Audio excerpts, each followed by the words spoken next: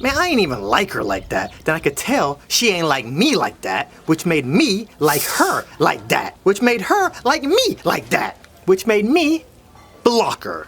I blocked her like Tetris, my boy. Excuse me. What? Yeah, I got a rice bowl. It's a 3-pointer. $25. For a 3-pointer? Man, let me call you back, pimp. I come here twice a week and get the same thing and Step your funds up, broke boy. Skibbity gang. GG, bzz, next. Yeah, can I get a cup of water? No, 'cause you're gonna put Sprite in it?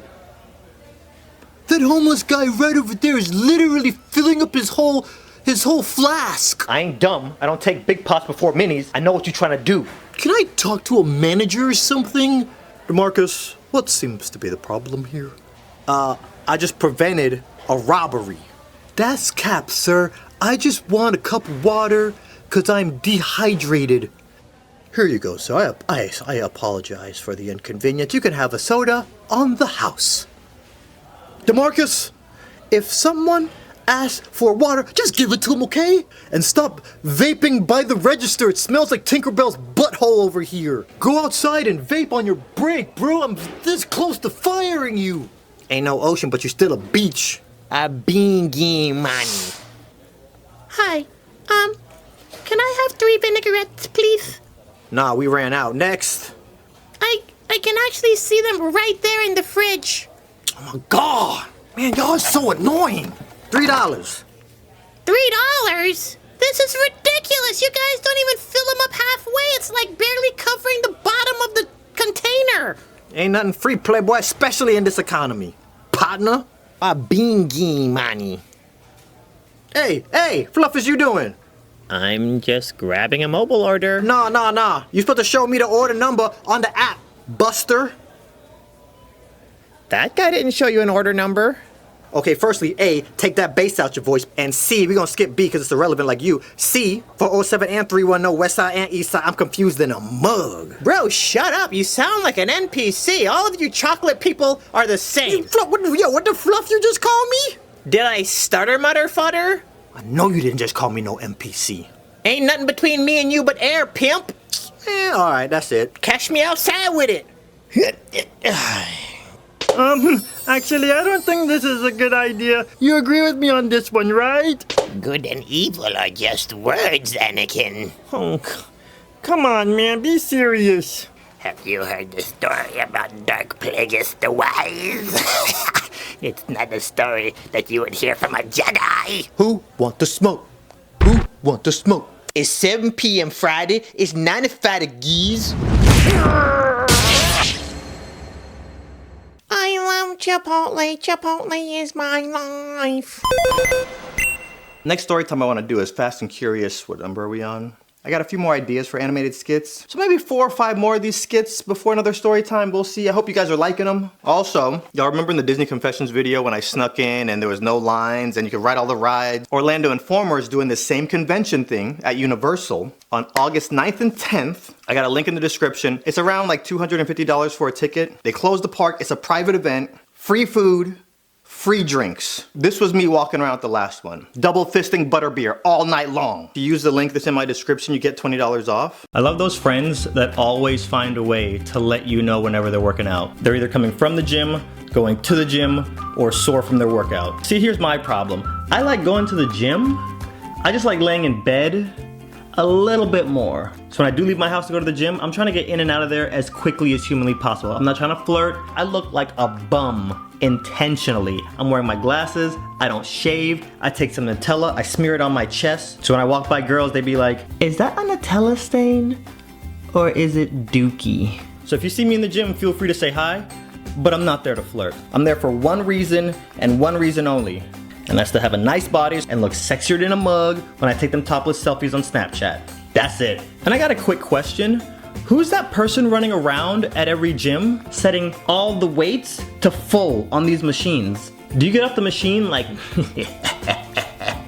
If you're in the gym working out with every machine on full, like why are you even here? Cancel your membership and go train in the jungle with Wolverine. The full weight thing doesn't bother me too much. What really bothers me is the guy who's working out and in the middle of his set bumps into his friend and then will sit there and talk to him for 97 minutes. What I do is I strategically position myself right over their friend's shoulder so they can see me in the back, and I just stare at you awkwardly the entire time. I love when I'm working out and there's a girl next to me and then a guy walks up and he's like, hey, you know that exercise you're doing? You're actually doing it wrong. Let me show you how it's done.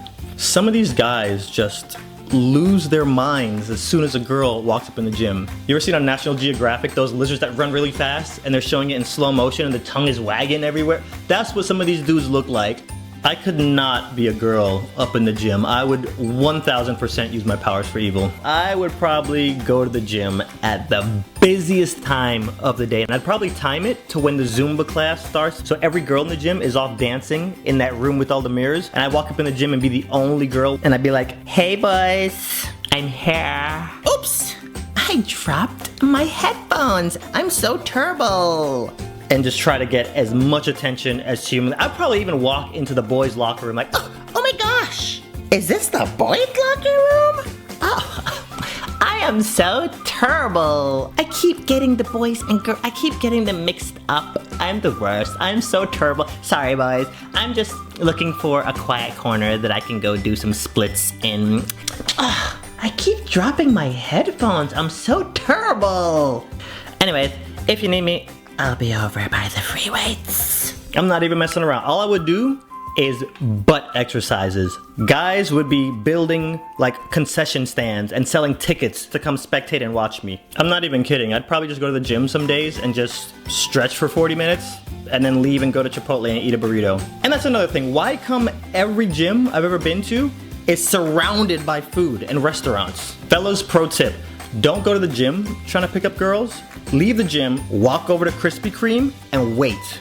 Bet money girls are gonna start walking in. Then you could start flirting with them. But no, on the real, big shout out to those of you guys who have disciplined yourself to working out or going to the gym multiple times a week, because getting your fitness on and dieting right and getting up out of bed and exercising in general, that stuff's not easy. Okay, I'm in humanities class taking a test, and in the corner of my eye, I notice a very suspicioso looking book chilling underneath somebody's desk. And then a few seconds later, I see an equally suspicioso toe creep in and turn the page, and I'm like, oh, how cute. Somebody's cheating. See, in high school, if the teacher catches you cheating, you get an F in the class. In college, they kick you out of school, so it's a different ballgame. So I will take my F like a house. Thank you very much. Then this girl, Sarah, takes a piece of paper and hands it back to my boy Sean sitting next to me. And I'm like, oh, Sean, I didn't know it was like that. I thought we was friends. He didn't even include me on this whole little cheating operation they got going on. But Sean sees me see him, and he comes up to me in the hallway after class. He's like, yo, Donde, if you want, I could hand you the answers, you know, while we taking the test. And I looked up at him and I was like, 9! And this would have been the first time that I actually get to be the freebooter. See, cheating is an art, okay? So you don't use elementary cheat tactics in college. That's insulting. This is serious business, and when I get involved, junk gets real. And y'all already know, when I cheat, I go all out. I assemble a team, I get matching Mini Coopers for all of us, I enlist the aid of a tiny little Asian man to crawl through the ventilations, and by this point, I had already given up my bad boy ways. I'm on the road less traveled. Get up on my level. So I decline affiliation with this rudimentary, outdated cheating tactics. But next test, oh look, a lone book coincidentally open. I wonder how that got there. And it'd have been so easy for me to cheat because the teacher was not paying attention. We sat in the back row. At this point, it's free money. Imagine walking by an ATM and it's just spitting out money and everybody's going crazy. Oh my God, look at all this free money. And you're the only person being honest and not taking any of it. It was at this point that I devised Plan B, because I saw where all this was going. Every test they're getting A's, I'm getting C's, and sometimes worser. End of the semester rolls around, last test before the final.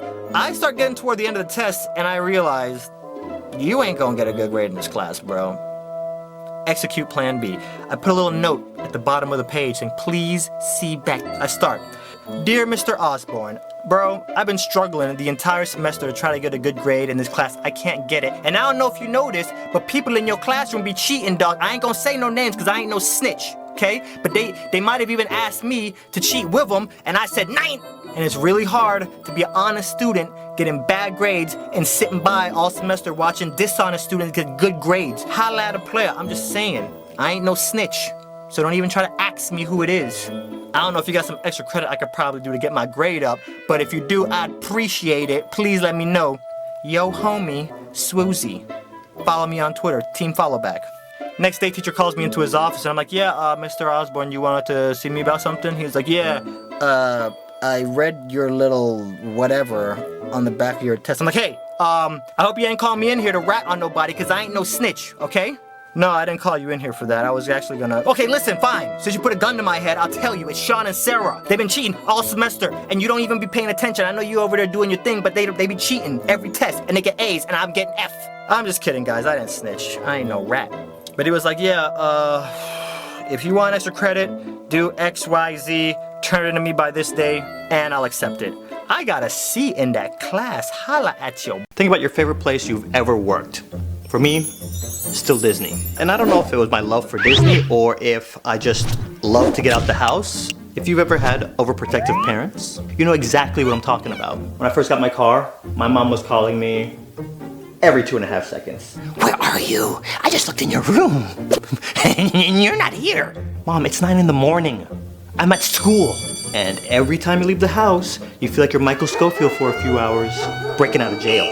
So I never talked about this in my other Disney videos, but I actually remember the day I went in to apply. You start with a phone interview, and if you do good on the phone interview, they bring you in for the hard stuff, the personality test. I had a friend, William, who worked custodial at Magic Kingdom, so he helped coach me on how to take the test. All I know is I wanted to work with something in food, because all I remembered from every time I've ever went to Disney ever was how amazing the food smelled. And I also very clearly remember my parents never buying me food ever at Disney. We're at Disney for 8 hours and I'm like, Dad, I'm hungry, please. The food is too expensive here. When we'd walk past restaurants, I had to use every ounce of willpower not to crawl over to other families and be like, are you guys done with that chicken? So I just assumed if I worked in food and beverage, I'm gonna get free food. So I know it sounds a little crazy, but my goal was to be that guy at that kiosk selling the Mickey Mouse ice cream bars. So I go in, I smash that personality test. Congratulations, you're hired. Which park do you want to work at? Studios. Okay, well, here are all the available positions at Studios. Okay, so if you select food and beverage, you'll be handling money, and you gotta take a math test. I get this math test. I haven't seen questions this easy since the 4th grade. Addition, subtraction, multiplication. I give it back to her. You failed. Do you want to pick maybe another position? I know that if y'all took a basic math test that you know you passed and you failed, you would feel some type of way too. Instantly kicked into thug mode. Talk to me nice, or don't talk at all. I stay hugging the block. Lady, is you disrespecting my gangster right now? Ask about me. Man, give me that test. In my head, that's how I sounded, but maybe in reality it came out something like, oh no, that is not Oakley Dokley. May I retake it, please? Take the test again, give it back to her. You failed. You sure you don't want to do, I don't know, anything else? So I picked attractions, and that's how I ended up working at the Indiana Jones show. Something else that happens whenever I go to the park with my friends, a lot of people stop me and they tell me they applied for Disney because they saw the other videos. I'm gonna warn you right now, you gonna stand a lot. This is how they sneakily prepare you for this at orientation. They just say stuff like, while you're at work, don't lean.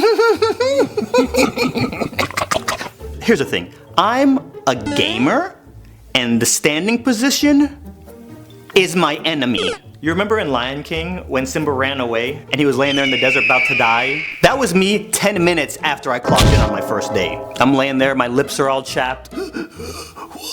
Water. Also, smiling all the time at Disney as an employee is in the job description. I would do that. However, comma, Smiling when nobody's around, I'm not gonna do that. When people come around the corner and they're walking by, I'm gonna smile like, hey, hi, how you doing? Have a nice day. That's part of my job description. But when there's nobody around and it's me and you at greeter spot, I'm not gonna sit here like, I'm so happy. If somebody from my hood came to the park and saw me from a distance smiling for no reason, my hood card would get invalidated instantly. A lot of y'all don't know this, and I probably shouldn't reveal this in the video, but at this point, it's whatever. We have secret black people meetings. Like when Nick Cannon wore that leopard outfit to, I don't know, some MTV award show. My parents woke me up at like 2 o'clock in the morning. Adonde, wake up! Emergency meeting right now! We're all here on Skype with the West Coast chapter, like, they're trying to figure out what to do with this dude. And we all voted to take his black card and put him on a 30-day probation. This is a real thing. I'm not making this up. I can't be out here smiling for no reason. Full stop. I had a great experience working with the company. However, I feel like with my managers and my coworkers, there's a lot of stuff and a lot of situations that could have been handled differently. No tea, no shade. I was the perfect Disney cast member when I first got hired, but there's a lot of things that happened that kind of just pushed me to The dark side. Karens. And I don't mean guests and people coming into the park, I mean my coworkers. The first tiff I ran into at work was the second weekend after I got hired. But I do remember at training, the guy that trained me, his name was John. John said, blah, blah, blah, stairs is all I remember. And I don't know how many of y'all know this, but every single Indiana Jones show sells out. His family comes up to me. Sir, we have nowhere to sit. May we just sit right here on the floor? Yeah, why not? Sure, you can sit right there. I put the family on the stairs, go to break, 15 minutes later, come back. So I'm chilling at greeter. Sarah walks up to me. Okay, that's crazy.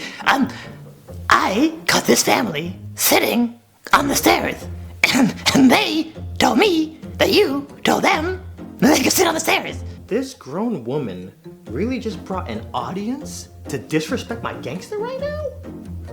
My inner gangster popped off. Yo, talk to me nice, or don't talk at all. I'll put you on citizen, right now. In reality, what I most likely said was, yeah, I let him sit on the stairs. Wow.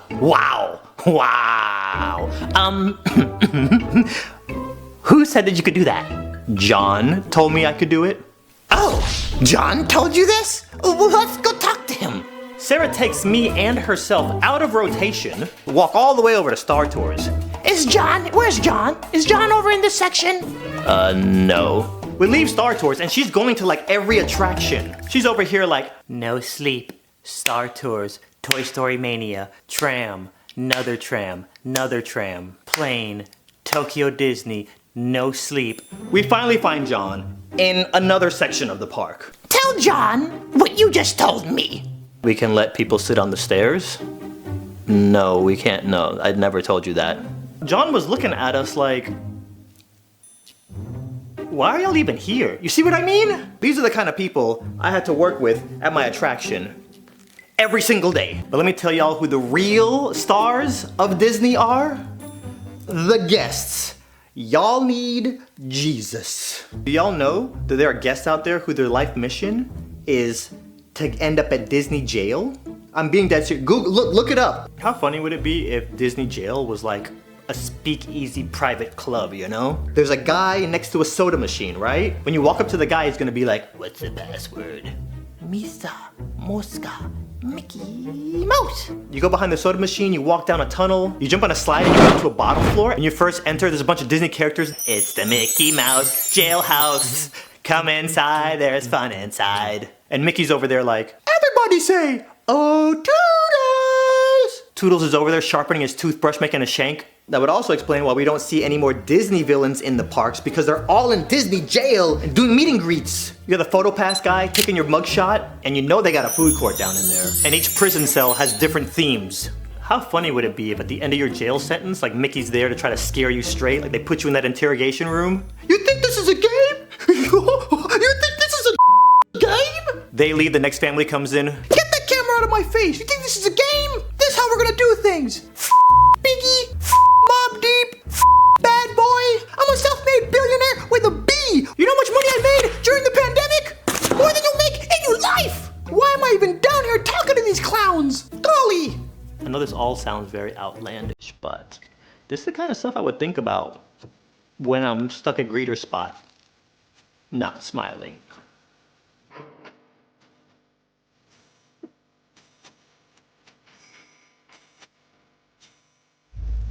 Alright, it's been a long time coming, but I'm finally going to tell you guys how I met Adriana Lima. As some of you guys know, before I was into the whole gaming thing, I was a lifeguard at the Hard Rock Hotel. The majority of the celebrities that I've met while I was working at this job. This was a few years ago in September. I'm pretty much the only person out on the pool deck. Hotel occupancy is like at 2%. There's only like 2 kids out on the pool and they're off on the side with their parents. And it was an easy day, super slow. And I look up and this girl walks out onto the pool deck and she has long brown hair, smooth, silky, caramel looking skin. And to top it all off, she's wearing high heels. Now, ladies, let me just tell you this. I don't know if you girls know about this or not, but if you go out to a pool deck and you're wearing high heels in a place where everybody's wearing bathing suits, there's something genetically encoded in a guy's brain. You could be wearing Eskimo gear, and as long as you have those high heels on, we will stare. So what do? I put on my shades. Not, to be a weirdo or anything, but my mission now is to figure out what race this girl is. Like, I see the mocha skin, and I'm just like, is she Hawaiian? Is she Asian? Like, that's my new mission, because really, there's nobody at the pool. So I put my shades on. All lifeguards have mastered the art of ninja shade staring. Okay, we put our shades on, and we can stare at somebody without them ever knowing. So we have like an outdoor restaurant that connects to our pool, and we have servers walking around. So this lady walks up to one of the servers, and she starts talking to her.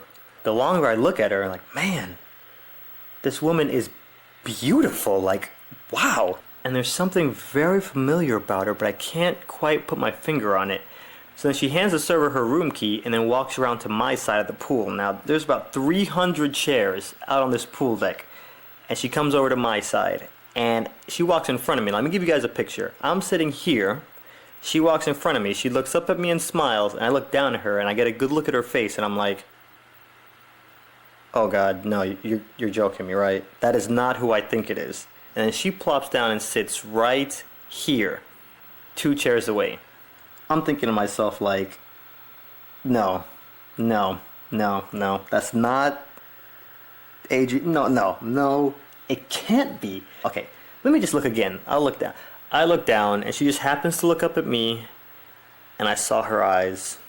I'm sure you guys have seen pictures of her eyes in Victoria's Secret magazines or whatever, but nothing I can really sit here and try to tell you guys could describe what her eyes look like in person. I was done. Then I thought there is one surefire way to make sure this is Adriana Lima. I know she doesn't speak English that well, and she kinda has a slight masculine voice. So I look down at her and I'm like, hi, how you doing? And she's like, fine, thank you.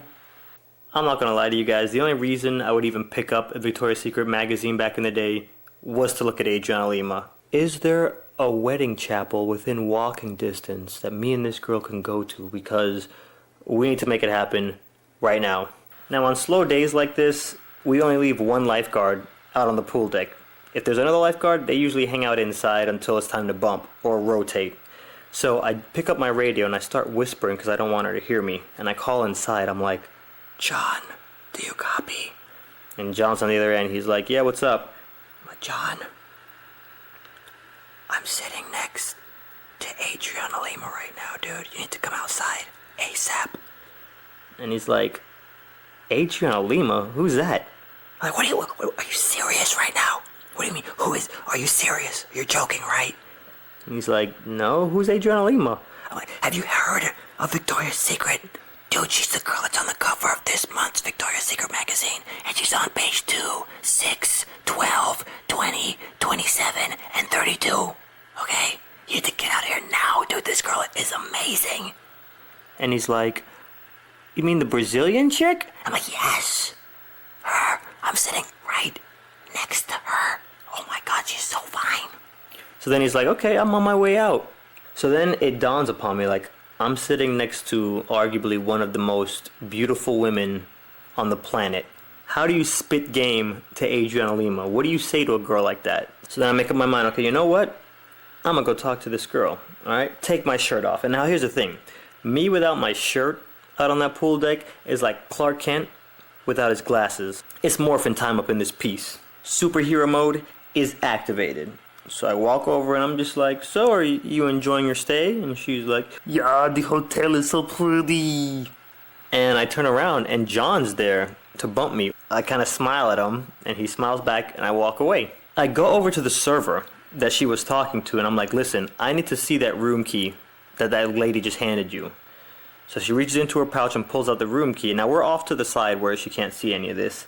And I'm looking at the name on the room key and it's some weird looking, it looks German, but it looked crazy. It was like a bunch of letters with no vowels. And it didn't say Adriana Lima on it. So I'm like, did you not see who handed you this card? She's like, no, I saw who handed me the card. I'm like, do you know who that is? She's like, no, who is it? I'm like, it's Adriana Lima. Come on, you're a girl. You're supposed to know this stuff. She's like, the Victoria's Secret model? I'm like, yes, that's her right over there. She's like, oh, okay, well, her drink's up. So let me go run it over to her. So she takes the drink over to her and then comes back over to me. And I'm just telling the server girl, do you have any idea how madly in love I am with Adriana Lima? And I can't believe she's out here on this pool deck. As I'm talking, I see this old guy walk across the pool deck and then sit down with her. And I'm thinking, okay, this guy looks really old, so I don't know if this is her manager or her agent, but he looks way too old to be her boyfriend. I walk back over and I'm passing by and I kind of look up at them and I'm like, hey guys, you doing okay? You need me to grab anything for you? And before I could even finish, the guy was like, no, we're fine, thank you, leave us alone. Like, he didn't say the leave us alone part, but the way he kind of like cut me off and started barking at me, I was like, whoa, not cool. So I started thinking, what can I do to justify staying in close proximity with this girl? And then it dawns upon me, you know what? I'll start playing with those kids that are in the pool. There's only 2 of them, but I'll play with those kids in close proximity. So I go over and I start playing with the kids, and you know, they're making all kind of crazy requests like, AT, do a headstand, AT, do a handstand, do a cartwheel, do a backflip. And I'm doing all these things like a little circus monkey. And every time I glance up at Adriana, she's smiling. You know, it's really not her fault. You know, I was in superhero mode. And honestly, if you look at this picture, see, look behind me to the right. See, look at this lady staring. She's caught on camera. She don't even know it. When I go superhero mode, it's just too powerful sometimes. I can't help everybody that's in the blast radius just gets caught up in it. You know, and it's even so powerful, it doesn't stop at the ladies. Look at this guy. Busted. Okay, dude, I see you back there checking me out from behind. Okay, this is just evidence. It's like Cyclops when he gets his visor knocked off. He just blasts anybody and it says like, blah, you know, he can't help it. Superhero mode is just too powerful sometimes. You know, I can't control everybody that gets caught up in it. So, you know, it kind of explains why every time I looked up at Adriana Lima, she was looking back and smiling at me. But for whatever reason, this old guy that she's with is running some serious interference, and I'm not too happy about it. Some of you guys who have seen the older videos know I suffer from a condition known as SFAD, BCAD, stare from a distance but can't approach disorder, and I was not going to let that flare up today, okay? So I'm sitting here for about 30 or 40 minutes, you know, I'm doing all this stuff, and me and Adriana are kind of exchanging glances, and she's smiling, and she's like, ooh, look at the little black monkey, man. The old guy literally, like, you can tell it was his idea to leave. They kind of start getting up and they start walking off the pool deck, and I'm like, no. We kind of exchange our last glance, like, this is where we part ways. And I kind of got that feeling from her, like, you know, she didn't say it, but I kind of got the impression, like, I'll wait for you, you know? It's kind of hard to really explain to you guys, but, you know, fast forward. I get this text from my sister a few months ago. What is this garbage? Adriana Lima is pregnant. Of course, I responded with, no, this is ridiculous, okay? That should be me married to Adriana Lima right now. But guess what? That old guy that was running interference ruined everything. Oh, my goodness, why? Oh, boy, I love my life. So I get invited to the Jurassic World premiere, pull up to the red carpet of the Chinese theater, walk in, watch the movie. So the movie ends, this guy comes in and he's like, okay everybody, let's go upstairs and party! I was ready to go home and watch some anime because hashtag hermit life. I didn't even know there was gonna be a party. Me and my date follow everybody up these stairs. We get in and Universal spared no expense. They covered the walls in bushes, they had props from the movie, they even trained velociraptors to walk around and serve wine. So we walk around the party for a little bit and my date sees the guy from New Girl that was in the movie. Should I go ask for a picture? Yeah, he's standing over there by himself. Go get a picture, girl. Excuse me. Oh, I don't want to disturb you, but can I get a quick picture?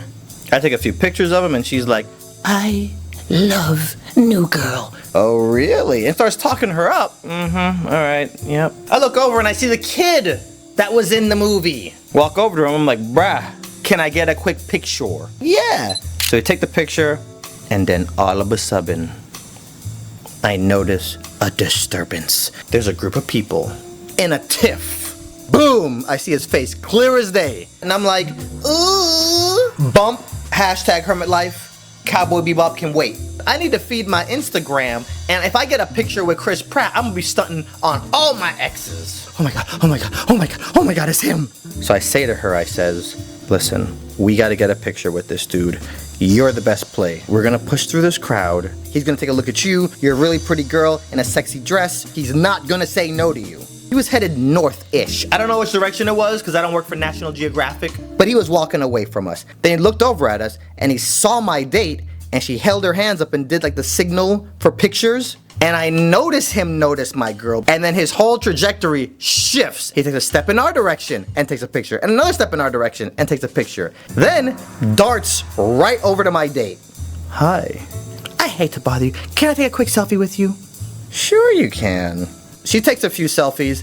I bust out my camera, so I'm taking pictures of them taking pictures. And I'm there like, yes, yes, no, no, no, no, no, yeah, yes, yes, yes. So then she's like, okay, thanks, no problem. This is my moment. So now I'm millimeters away from this dude. Guardians of the Galaxy, Jurassic Pork. And I wasn't scared to ask because I was nervous. I was more scared to ask because if this dude says no, I'm gonna hate him forever. I bumped into Natalie Portman at the airport one time. I was 2 feet away from her, but I was afraid to ask for a picture because if I'm like, hey, can I get a picture? And she's like, no, leave me alone. I'm gonna have to go home and make a voodoo doll of you. And I'm not ready to not like you. So let me just not even say anything. But I was like, you know what? Bump it. Hey, Mr. Pratt, can I get a quick picture? And then he puts his arm around me. You know what? Let's just enjoy the rest of the party. And walks away. The violin players from Titanic show up all of a sudden and they're like,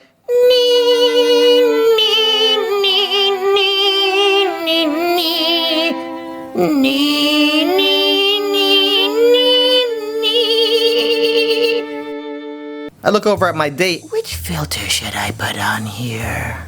Sierra or Valencia? By the way, Adonde, can you airdrop me the pictures you took of us? I know you took 90 of them, but could you just airdrop me 75 of them, please? I just wanted one picture. And Chris Pratt's over here like, you didn't say the magic word. So the next day, my date posts a picture with her and Chris, and her IG broeded it up. Every one of her exes DM'd her like, are you freaking kidding me? You're hanging out with Chris Pratt? And I'm sitting there all salty like, man, I want to make my exes peanut butter and jelly. Yeah, so, CP, can I call you CP? CP, I still want that picture. So I don't know how you want to do this. Do you want to have your agent get in contact with my agent and they do lunch and then they work out a day and time for us to meet at P.F. Chang's? And just so you know, I'm traveling in 2 weeks, so the end of this month is not good for me. But after the first week of next month, I'm good. So LMK, bruh. LMK.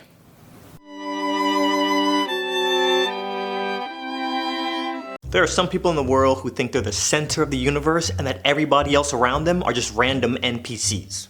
They just do stuff for the plot. Mid-key, low-key, social media kind of shapes us into having main character mindset. Take pictures of yourself, film yourself, edit yourself, post about yourself. Not all of us have main character energy. Actually, some of us have sidekick energy. And main characters love sidekicks. I'm Batman, you Robin. Y'all seen Mean Girls, Regina George?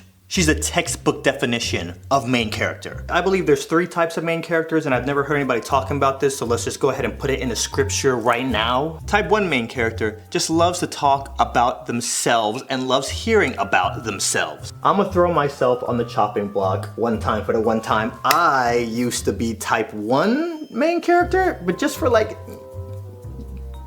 3 years.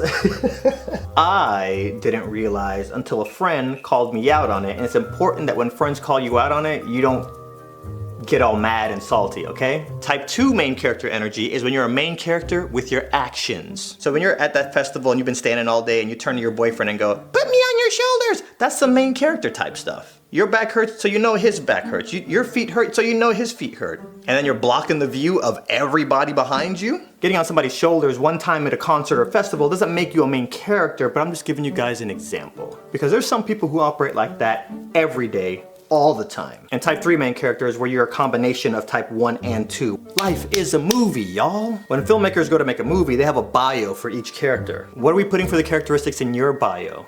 Mischievous, flirty, self-centered, egotistical? What would all your friends write if they were writing your bio? You are a main character, not the main character. I was chilling with this girl I was dating at the time, my friend and his girlfriend. We're watching The Great Gatsby show.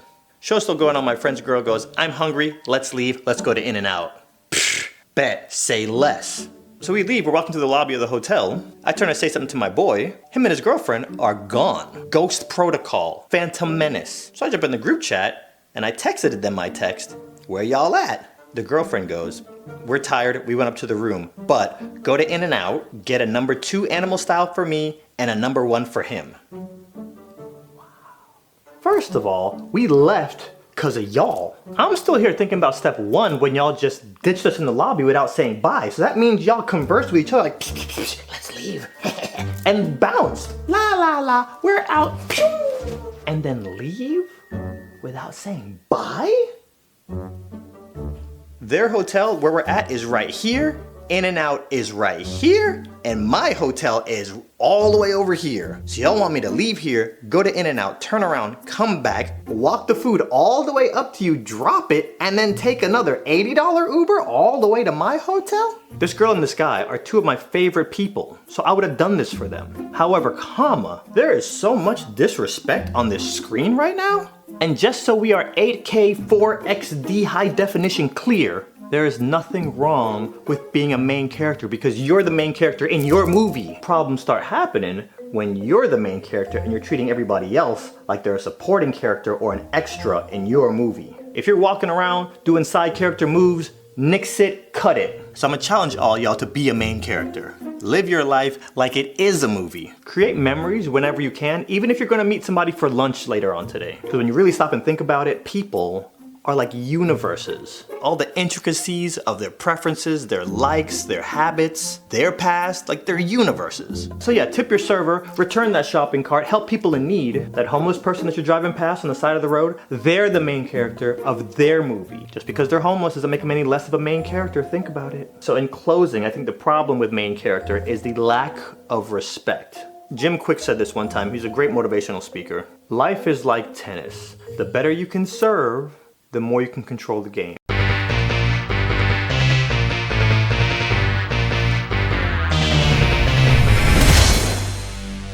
Hello, McLean. Okay. This is the part where we fight. I'm here to power down the mainframe. I'm not trying to fight you. Oh, you're not fighting me. You're fighting my evil robot clone apprentice. He's twice as evil as I am, by the way. I have also placed a bomb in a school. You have to make a choice.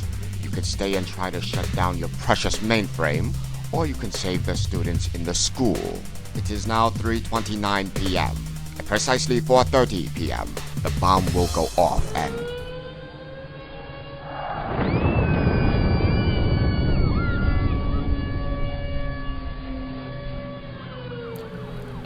You do realize we lost an hour for daylight savings, right? Forget the school. My apprentice here will make you wish you were never born. I don't think so.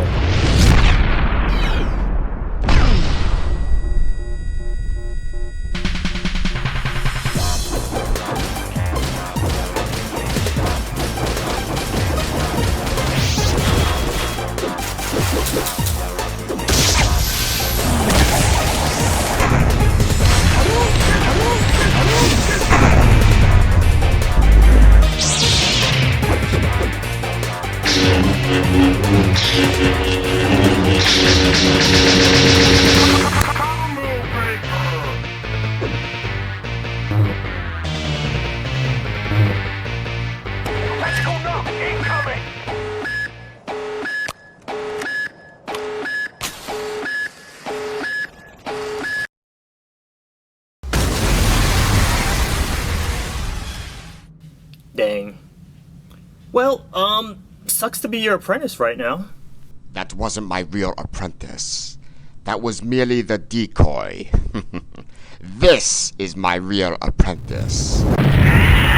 Now you will die, McLean.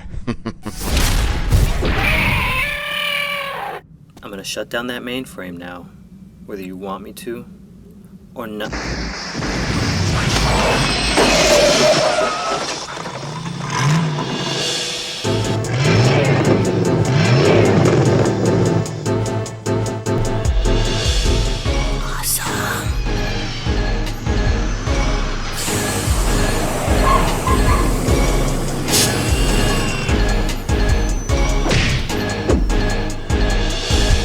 Hold up, is that me? What? There's two of you? How can this be? I'm you from the future. Don't waste your time on this guy. Take the DeLorean, go back exactly 2 hours, and save the school students. Okay, hold on a second though. I thought that if you met yourself in time travel, there'd be some kind of time paradox. That's only in the movies, sWooZie. This is real life. Stop lollygagging. Take the DeLorean, go save the girls at the school. I'll handle this noob. Girls at the school?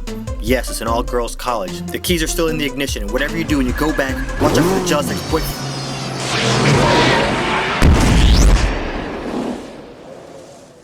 Okay. Well, it seems we have unfinished business. We can do this the easy way, or the real easy way.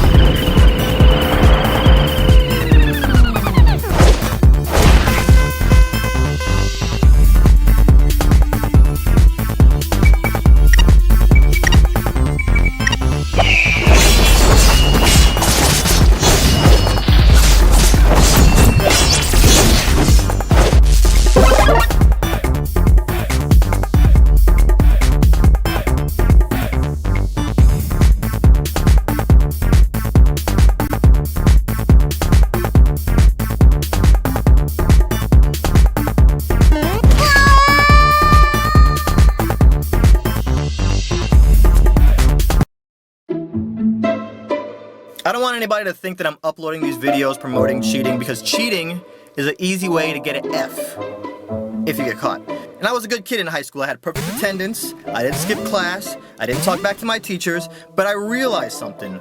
School is an institution that almost silently encourages cheating. We gotta wake up at 5 or 6 o'clock in the morning, we gotta wait on the corner for the bus, you get to school, and when you finally come out of zombie mode, there's distractions around every corner. Have you seen what these girls are wearing to school nowadays? And they're literally maturing right in front of your eyes. You'll be sitting in class, and then buttons on Chrissy's blouse are just popping off. And then you got those teachers who just teach you the same boring way that their teachers taught them. I mean, don't get me wrong, you got plenty of really cool teachers out there who show their classroom YouTube videos and they'll crack a joke every once in a while, but there are boring teachers all over the place. I know for a lot of these teachers, they look at it as a job. You don't have to be boring. And another thing you don't have to do is you don't have to give us 5 tests on the same day. Most teachers are pretty smart, and I'm not sure why it's not a universal thing by now that all the big science-related tests are on Monday, all the math tests are on Tuesday, English on Wednesday. Nice, clean, structured. No, makes too much sense. I think some of these teachers do it just to mess with us. I can see it now. Teachers in the break room. Hey, Jim. Hey, Bob. Crazy weather we're having, huh? Yeah. Hey, when's your next test? Let's coordinate.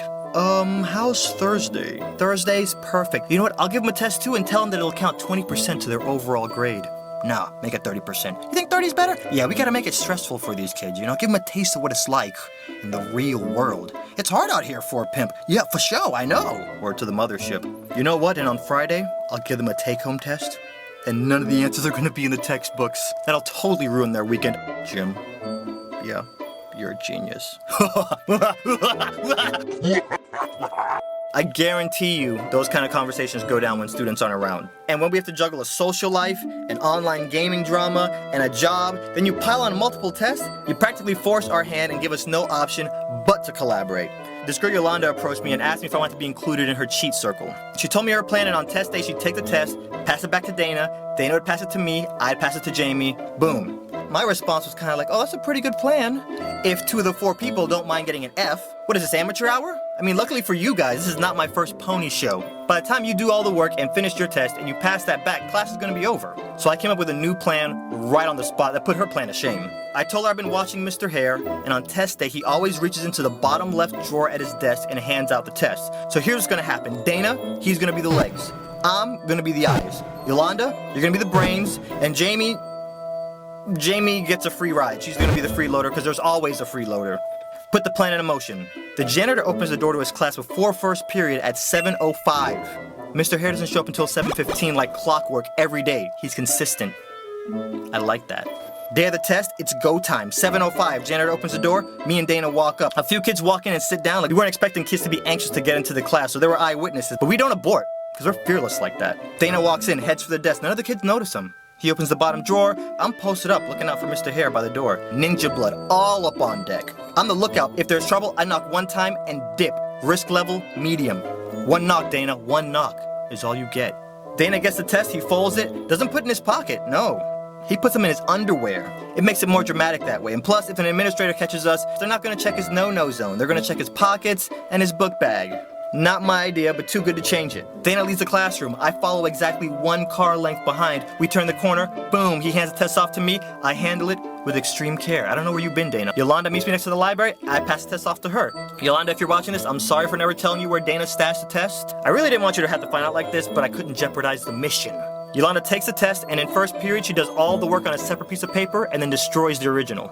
Algebra 2 is third period. We get to class, it's test time. Yolanda pulls out her loose leaf and copies it down. She's done in 5 minutes. Holla at a playa, Guinness Books. Passes it to Dana. Dana copies. Passes it to me. I copy. Passes it to Jamie. Boom! We are so ninja mode right now. It hurts to be this good looking. And we all get A's, except for me. I get a B. I take one for the team. Next test day comes along. Guess where I'm at 7:06 a.m., player? Posted up on the wall like a boss. What I start doing too is talking to random friends as they pass, because I don't want to look too suspicioso. Standing there by myself. Get the test from Dana. HB toss left to Yolanda. Come test time, Mr. Hare has a surprise for us now. He wants us to show all of our work. Now, Yolanda put all the work on the paper, but it's cool. I don't want to be too cookie cutter.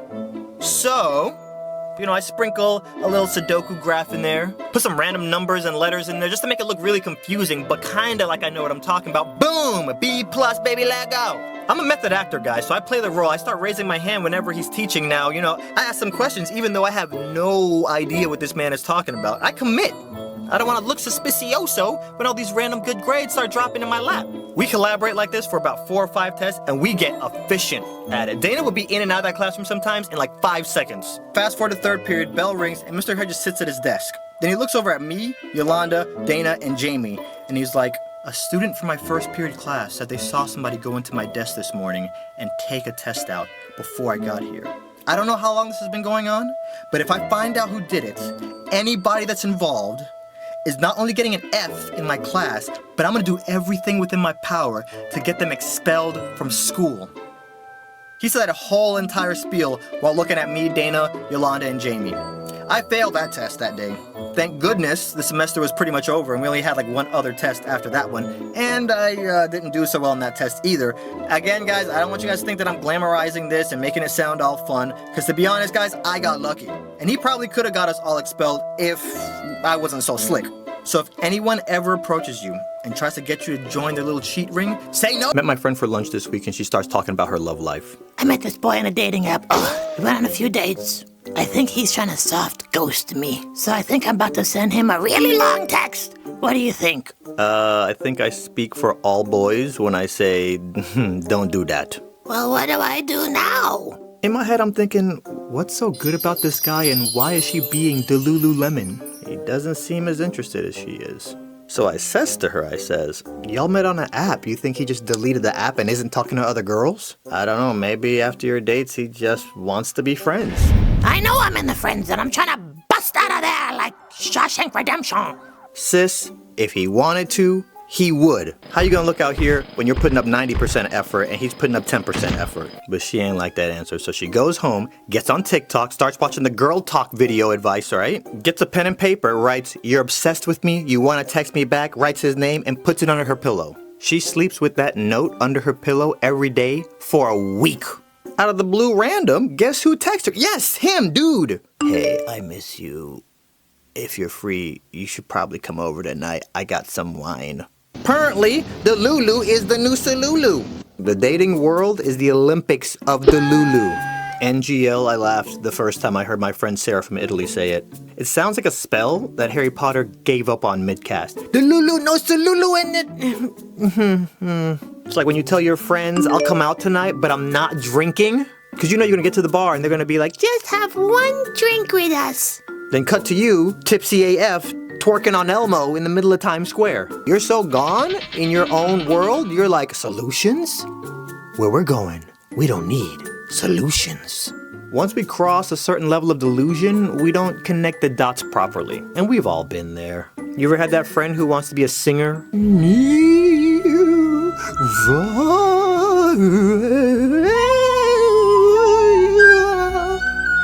Or a rapper, you know, you want to be supportive. Cash Money Records taking over for the 9 and the 2000s. So yeah, delusions are basically having beliefs that contradict reality. But let's talk about how delusions are actually solutions. Y'all ever heard about Steve Jobs' reality distortion field? It's a theory that you can convince people of any idea. Any of y'all remember how Apple used to be whack?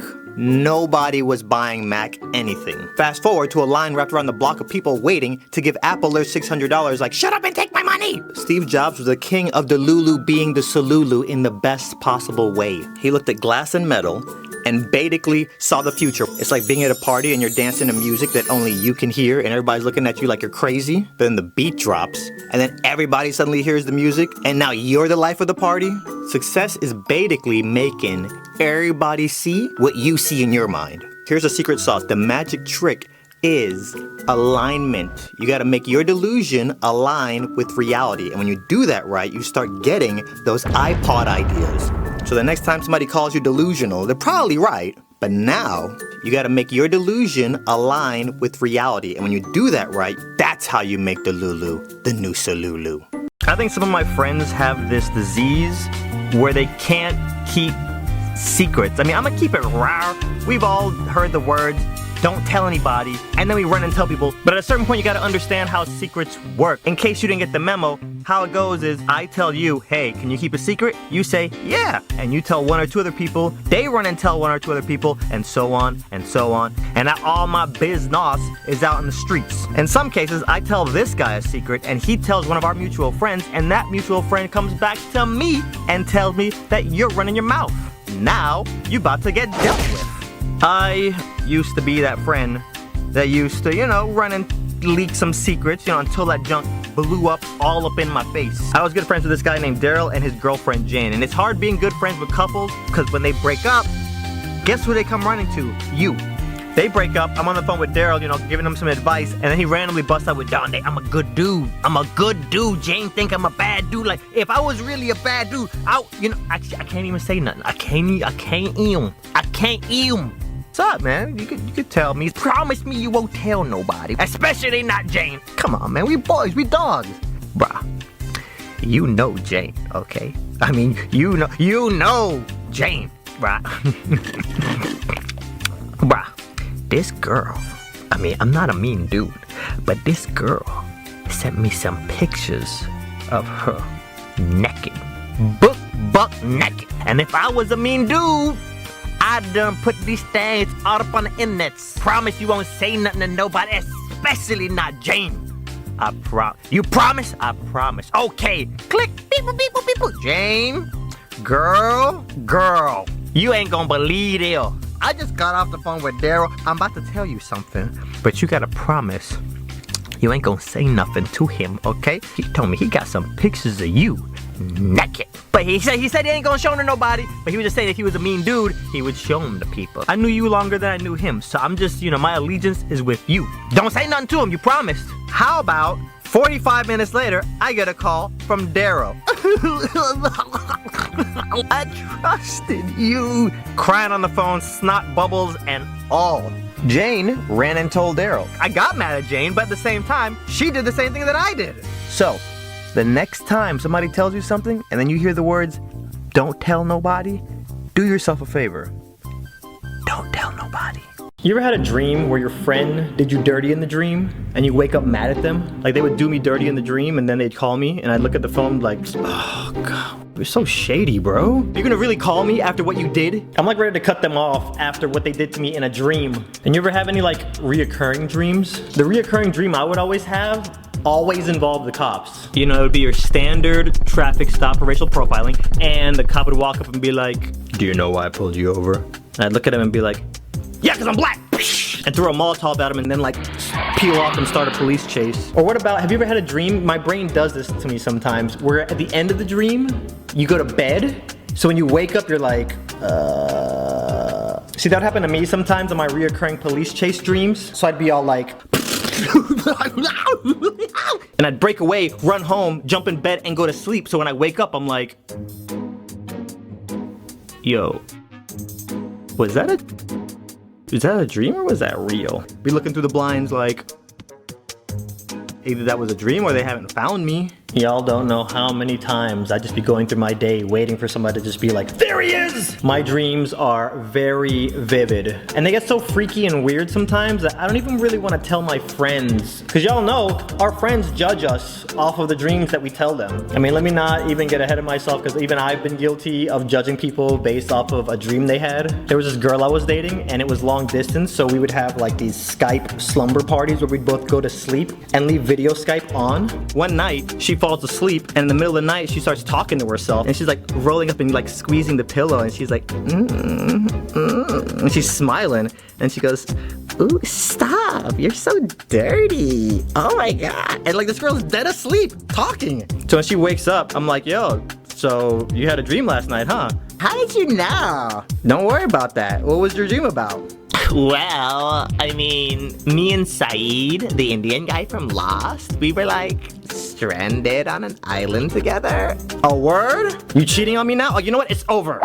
Oh, and here's another one. Have you guys ever started an action in a dream and then finished that action in real life when you wake up? Like you're pushing something real heavy and then you like fall out of bed? I was at my friend Robbie's house. They had this dream that I got in a cab and the dude tried to kidnap me. I trick you. I kidnap you and then I ransom you back to your family. And while this dude was monologuing, Dream Me pulled back his foot and I started charging it up like it was about to be nighttime for this dude.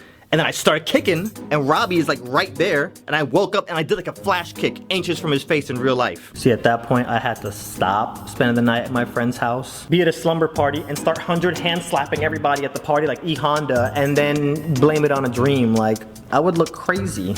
There was one nightmare I had. I will never forget it. To this day, I was so scared. I go to bed one night, and in the dream, I wake up in bed, and I look in the hallway. Optimus Prime is there like, just staring at me with like his eyes. He's not saying anything. It's just a completely dark room, dark hallway, and he's just, I'm like, Optimus, no. And he doesn't even say anything back. He's like, for like an hour. You know how scared I was? Because you're blocking my only exit. So I wake up like, run into my parents' room and jump in their bed, and they already knew what was going on. So I get in my parents' room, fall asleep, I wake up in the dream, and Optimus was in the hall. Just wait, I woke up in the dream again, and Optimus was still in the hall. You know what? I'm just cutting you off, Optimus. We used to be cool, but how you gonna do me like that in the dream, bro? Hit you up first, like, hey, what's up? And then you text back like, nothing, chilling at Chipotle. What you up to? and they never text you back. The next person that starts text conversation with me and just leaves me hanging mid-conversation is gonna get a Liu Kang bicycle kick 2D face. If you get busy, just say, in class, BRB, at work, BRB. Because if you leave me hanging, don't be looking all confused when I show up in my Mortal Kombat cosplay, because we about to fight for real, because I'm a thug. Real quick, the letter K is only acceptable when somebody's stating a fact or looking for confirmation. For example, hey, I'm in your driveway, let's go. Hey, I'm on my way. Hey, I'm lonely. Pick up some junk food, come to my house so we can watch some Disney movies while I cuddle your face off. If you text me the letter K for any other reason, don't be looking all confused when I show up wearing my Goku outfit, about to bust a Kamehameha up in your grill, cause I'm a thug. I ain't going back to jail. Actually, you wanna know what my biggest text peeve is? Is when someone just flat out ignores me. And why is the person that ignores you always your crush or the person you really wanna talk to? There was one girl I was talking to, I texted her one night and I was like, hey girl, jump on Skype real quick. And I never initiate texts like that, okay? This girl totally ignored me. And she called me a few days later like, oh my gosh, I miss you so much. I'm like, the heck? You didn't see that I texted you 2 days ago? Yeah, I saw it, but I just didn't feel like Skyping. 3 finger strokes. N-O, send. I ain't nobody's plan B. Either you choose me or you lose me. Matter of fact, how do you spell your last name again? Was that C-H-E? And then there's those times when you're sitting at home relaxing, checking your Facebook, and you see a friend update their status like, oh my gosh, Powerpuff Girl Marathon on Cartoon Network, hashtag 90s kid. And instead of commenting on their wall, you text them because you got special friend privileges unlike their other 90 billion Facebook friends. And like 2 hours go by, and you ain't heard jack. And you start thinking, you know what, I don't even like stupid Powerpuff Girls. Why'd I text them in the first place? I seen you update your Instagram like 2 minutes ago. Oh, you're just gonna totally ignore me, like I don't even exist. Now I'm in a bad mood when I go to watch Glee. My night is ruined. Someday, someone's gonna ignore my text, and I'm gonna jump in my car and drive over to where they live, and then park my car outside their house. And when they eventually come outside, I'm gonna run up to them right as they're getting in their car, and I'm like, hey! If you ever ignore another one of my texts, I will falcon punch you right in the Adam's apple. And they'll go, dude, what's your problem? Relax, man. Why are you acting like a psycho? And I'll be like, oh, you calling me psycho now? You wanna see psycho? I'll show you psycho. And falcon punch their car in half. So if you're ever at home and you walk by a window and glance out and you see me sitting in my car like I'm staking your house out, you better go check your phone and make sure I didn't text you, because we about to fight.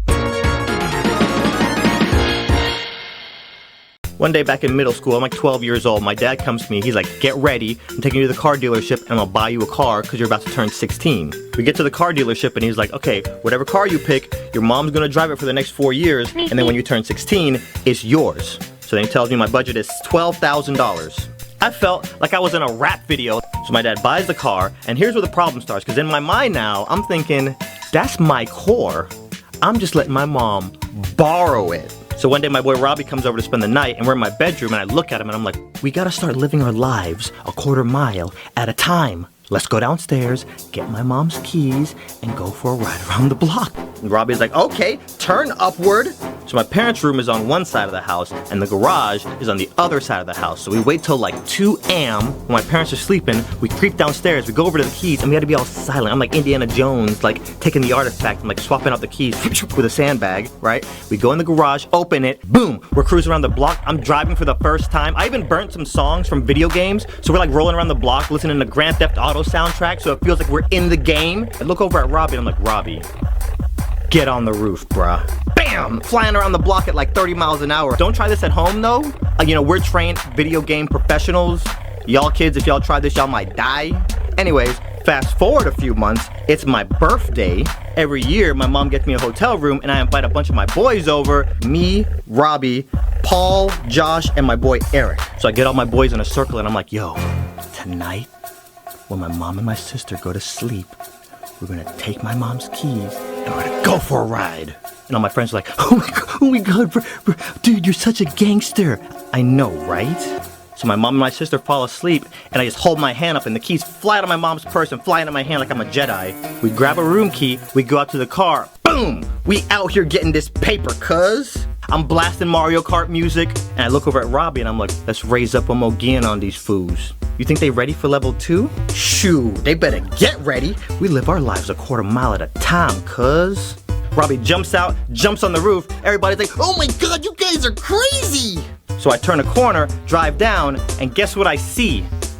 a rent-a-cop security guard, and it's a dead end. He looks up, I'm like, I did my nickel. I ain't going back. I panic, put it in reverse, so I'm not looking back, and then all of a sudden, boom! I hit the pole, Robbie goes, brum, brum, brum, brum, brum. He rolled off the back. Eric is like, Robbie, no! I'm like, Eric, focus! Robbie's dead! He's off to a better place now. His problems are over. We still gotta get through this. I look in the rear view, I don't even see Robbie anymore. Security guard, he jumps in his golf cart and he starts chasing after us. Then all of a sudden the passenger door flings open, Robbie's holding his side and he jumps in. I slam on the gas. Everybody's freaking out, but see, I'm cool. In Grand Theft Auto, I'm used to like 4 or 5 stars. This is like maybe, this is half a star right now. So there's like 7 of these hotel buildings in this one complex. We pass our building, because you don't want to be obvious, so we park 2 buildings away, right? We get out and we hide in the bushes. So we're getting all Tom Clancy, jumping from bush to bush, working our way back to the building, and we see the security guard standing next to his golf cart with his hands on his hip. He's like, steam is coming out of his ears. We're on the other side, we sneak past, rush up the stairs to our room, boom, mission completed. Fast forward a few weeks, my mom's taking me to school, she walks around the back of the car and she notices a dent and she's like, What is this? well, Mom, you don't remember how we got that? No, when did this happen? There's a line going down the back of the bumper. There's paint missing. You don't remember? We went grocery shopping, right? And we got hit with the shopping cart. I think I would have remembered that. Yeah, no. Oh, you went into Publix. And I stayed in the car, and then a lady, I thought I told you. Oh, man. My bee. Wait, no, I think, okay, no, that sounds a little familiar, okay. Oh, okay, I remember now. So yeah, Moms, I got a little confession. Now you know how we really got that, that little ding in the back of our car. House. I knock on the door and her mom lets me in. Now to get to Jane's bedroom, you have to walk down this very long hallway. So I walk down the hallway and I get in her room, and Jane and Pam are off in the corner, and they see me enter, but they don't say anything to me. They're just mumbling something to each other and whispering like, yeah, I don't really know what's going on. I just figure it's inside girly joke stuff. I don't even know. So I sit down, take out my phone, and call Warren. It rings, he picks up, and I'm like, hey dude, where you at? I just got to Jane's house. I was just wondering how much longer till you get here. He's like, oh, you just got there? Okay, no problem. I'll be there in a minute. So I hang up the phone, and then I look up, and then Jane is standing right there in front of me, and she has this very sinister, kind of evil look on her face, but it's a girly sinister, like I'm up to no good kind of look. She leans over, and she closes her door and locks it. And I'm thinking, okay. And then she puts her hand on my chest and slowly pushes me back onto the bed. And she grabs my 2 hands and puts them above my head. Pam quickly grabs them and she ties them up. I don't even know if she's using a sock or what. It felt like a sock, but I couldn't really see. I'm looking up and I'm like, okay, my hands are being tied. Again, this is all true, guys. It happened this fast and this random, like totally out of the blue. Like no words were exchanged even at this point. So now Jane takes the bottom of my shirt and then like lifts it up over my head while my hands are tied, and she exposes my chest, like my massive muscles go bulging everywhere. That's probably a good, depiction of it. So then Jane gets up and she opens the door, leaves the room and closes the door behind her. And then I can hear Pam now walking around the room, and she says to me, listen, Adonde, if you just don't struggle and don't make any noise, this will be a lot more fun for all of us. And I'm thinking to myself, what is that supposed to mean? Like, what are y'all about to do? So then I hear the door open and close, and I'm guessing Jane is back in the room now because I can't see anything. So then I just hear like a lot of whispering and murmuring, like there's giggling and whispering, and I'm just like, what are they doing? And then suddenly I hear a beep. And I'm like, whoa, are y'all recording this? And they don't answer, they just giggle so much, like they just keep giggling. I was gonna start putting up a little bit of a struggle, but then I thought, you know what? The shirt is over my face, so they can't really see who I am if they are recording this, but whatever. Then I hear Pam walk around to the side of the bed where my hands are, and then Jane lays on the bed beside me. So then there's this awkward silence for a little bit, And then suddenly, I feel something that's hot and cold at the same time.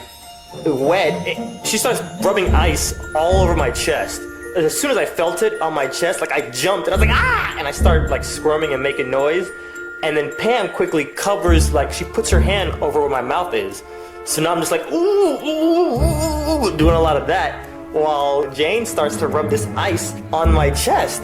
And right now I'm feeling like Neo in Matrix 1 when the agents like are pinning him down and you know he's trying to squirm and his mouth is sealed shut and they're putting that little worm, alien baby in his stomach. That's what I'm feeling like right now. Pam is holding me down, covering my mouth. Jane is like, doing her whole, like I think she's writing the alphabet on my chest with ice. And then she kind of stops. And then I'm just like, okay, now what is going on? And the next thing I know, she busts out with 2 blocks of ice, 1 in each hand, and then starts going up and down the sides of my body, and that did not feel too pleasant, let me tell you guys right now, okay? So then I'm starting with the making noise all over again, and then, Pam still has her hand over my mouth, so I'm like, I'm doing all that action. So then she starts rubbing it in circles around my belly button, and then I feel her fingertips with her other hand kind of start to creep around the top of my boxers, and I'm like, I know this girl is not about to go into the no-no zone with that ice. I know this. And sure enough, she starts to lift the boxers, and then I hear, and her mom opens the door and starts with, hey Jane, Warren's hit. And she looks up, and if there was ever a moment in this whole scenario, she happened to walk in on the most incriminating image. Like if you were to take a still frame out of this whole scenario, and it'd be the worst possible one you could take a mental image of, this was the first image she saw soon as she opened the door. With Jane holding my boxers up, ice in hand, very obvious what you're about to do, shirt over my face. My muscles were bulging all over the place and they were glistening from all that ice, so there was like glistening muscles everywhere. And then here's Pam holding my hand and videotaping this. And you know sometimes when somebody walks in on you and you're busted, your reaction is just to like quickly reset and then act like you're not doing anything. No, that didn't happen here. They absolutely froze because apparently Jane forgot to relock the door when she came back in. And basically her mom was coming in to tell everybody that Warren is here. So now Warren and Jane's mom are standing in the doorway. Warren comes in and he's just like, did I come in at a bad time? And you think the girls would have helped me get untied or would have taken the shirt off from about my head? No. It all gets very gray right here because in my head, I'm just like, crap, mom walked in, saw all this going on. I'm probably going to end up being the bad guy at some point here. I'm going to be the one that's going to get blamed for this somehow, even though I'm the victim. And believe it or not, for the next few weeks, even actually the next few months, anytime Jane or Pam saw me, they would always refer to me as Ice Boy. And they would always do it when my other friends were around or when their friends were around. So they'd say, hey Ice Boy, what's up? And naturally, people are gonna wonder, why are you calling him Ice Boy? And they'd be like, no reason, yeah. Now I never did see for sure whether or not Pam was videotaping this whole thing, but I just hope the Ice Boy video, if there is one in existence, never makes its way to YouTube or the internet. You could be in the same room with them and they're sitting there doing nothing, but you just see them and you're just like, ah. When I was 17 working at Disney, that guy's name was Steven. I'm a very easygoing person. It takes a lot to get under my skin. And I'm not hating. My hood have never let me be a hater. But I'm sure at some point you've met someone who constantly tries to one-up you. I'd be standing at greeter spot at Indiana Jones. Guess would come up to me like, where's the nearest loo? Yes, if I could just draw your attention to my perfectly sculpted 2-fingered Disney point, walk down that way and go immediately to the left. By the way, awesome Toy Story costume. High five. Oh! No high fives! Officer Woody, I've been shot in the kneecap. Please help me. No! Andy's coming! Get down! Get down! Get down! Play dead! Shh! Shh! Lay down! Shh! Is he gone? Is he gone? Okay. I'm sorry. I couldn't help it over here. But did you guys need to go to the bathroom? Come with me. I'll take you the secret passageway that Andy won't find us. Shh. Shh, shh, shh. No, it's okay. It's okay. My coworkers don't care if I take myself out of rotation. Let's go. This way. Oh, Andy's coming. Everybody down. My managers will see this. Oh my goodness, Steven is so amazing. Look at him. He's so good with the guests and he's so awesome with the... Andante, why can't you be more like Steven? I'm gonna put this in your personal file that we had this talk. Next time, it's a write-up. Even with him constantly one-upping me, I still loved Steven. My hood had never let me be a hater. You know I'd be hugging the block, son, GPS me. But then I noticed something that really started to annoy me. Steven was obsessed with Hunchback of Notre Dame. Now that's not the part that annoyed me. Every time I came into work, this is what I hear. Lips! Who wants to color Quasimodo's lips? What Steven would do, as soon as he gets tired of standing, he would bring in chalk and start drawing Quasimodo all over the sidewalk. And then all the kids would join in and color with him. This ain't an episode of DuckTales. You can't just go off on an adventure whenever you feel like it. You're here to work. Lips! Who wants to color Quasimodo's lips? I realized the real motive behind this. He was just being lazy. I could draw too. Now don't let me try to do something like that. If I were to take one step away from Greeter Spot to go draw something, Andale, or however you say your stupid name, What do you think you're doing? We already had a talk about this. I'm writing you up right now. And like I said, I'm a very easygoing guy. I love everybody. My hood had never let me be no hater. But Steven, let me tell you what would make me annoyed with him even more, was every time I had to hear about why he has his coloring book and the receipt for it. Did you see this coloring book that I'm sketching all my drawings out of? Security stops me to see if I stole this, and I have to show my receipt. And I take this coloring book with me to House of Blues, and I'll be in the middle of the dance floor. I'll be twerking. Security come up, and I'll be like, I paid for this. Here's my receipt. Why you all up in my business? Shorty want a thug. Bottles in the club. And he would always make the kids think that they had some kind of a choice when they sat down to draw with. Little girl, we could draw anything you want to draw. Who's your favorite Disney princess? Ooh, Ariel. Ew, girl. Ariel has fleas. Name somebody else. Anybody. Cinderella. Ugh, not girl. Cinderella is so thirsty. You don't want to draw her. Let's draw. Let me think. Oh, Esmeralda. No. Quasimodo. Let's draw Quasimodo. I'll let you color in his lips. Lips. Who wants to color the lips? I decided to spice things up. See that guy over there with the chalk? He loves Aladdin. Go over there and tell him you want to draw Aladdin and don't take no for an answer. I would send hundreds of kids over and he would come by like, oh, if I hear one more person ask me to draw Aladdin, I'm gonna go crazy. And I thought, you know what? I would love to see that. And at this point, I had already decided I was gonna self-term. Here was my plan. I was gonna one-up the one-upper. I was gonna come in like 20 minutes before his shift, use his chalk, go outside before my shift starts, and draw a huge mural of Aladdin's face. So I kind of found where they kept the chalk, and they kept it in the manager's desk. Now don't even worry about what I was doing at the manager's desk. That's not important. I go into work. Look in the manager's desk, no chalk. I look on the schedule, no Steven. I go out to Greeter Spot. Is Steven working today? No, he transferred over to Magic Kingdom. And you guys know that scene in Star Wars where Darth Maul kills Qui-Gon? And Obi-Wan's like, no! That was me. And Steven, even though you went and laid down the shade and drew with the kids anytime there was any real work to be done, you know what, bro? I still love you because I'm not a hater. But you have no idea how badly I wanted to see your face when you walked around the corner and have Aladdin art everywhere. And as soon as I saw you, I would have screamed out, Lips! Who wants to color Aladdin's lips? I hate it when you realize somebody's using you. Because in your mind, you're like, yay, friendship. But in reality, I'm chilling at my boy's house. Let's just call him Logan Paul. It's not really Logan Paul. Me and Logan are hanging out. One of Logan's friends shows up, this cute girl. Let's call her Julia Kelly. It's not really Julia Kelly. Me, Logan, and Julia hang out for 3 hours, and then me and Logan walk Julia to her car. We get to Julia's car, and then Logan goes, sWooZie, look away while I tell Julia goodbye.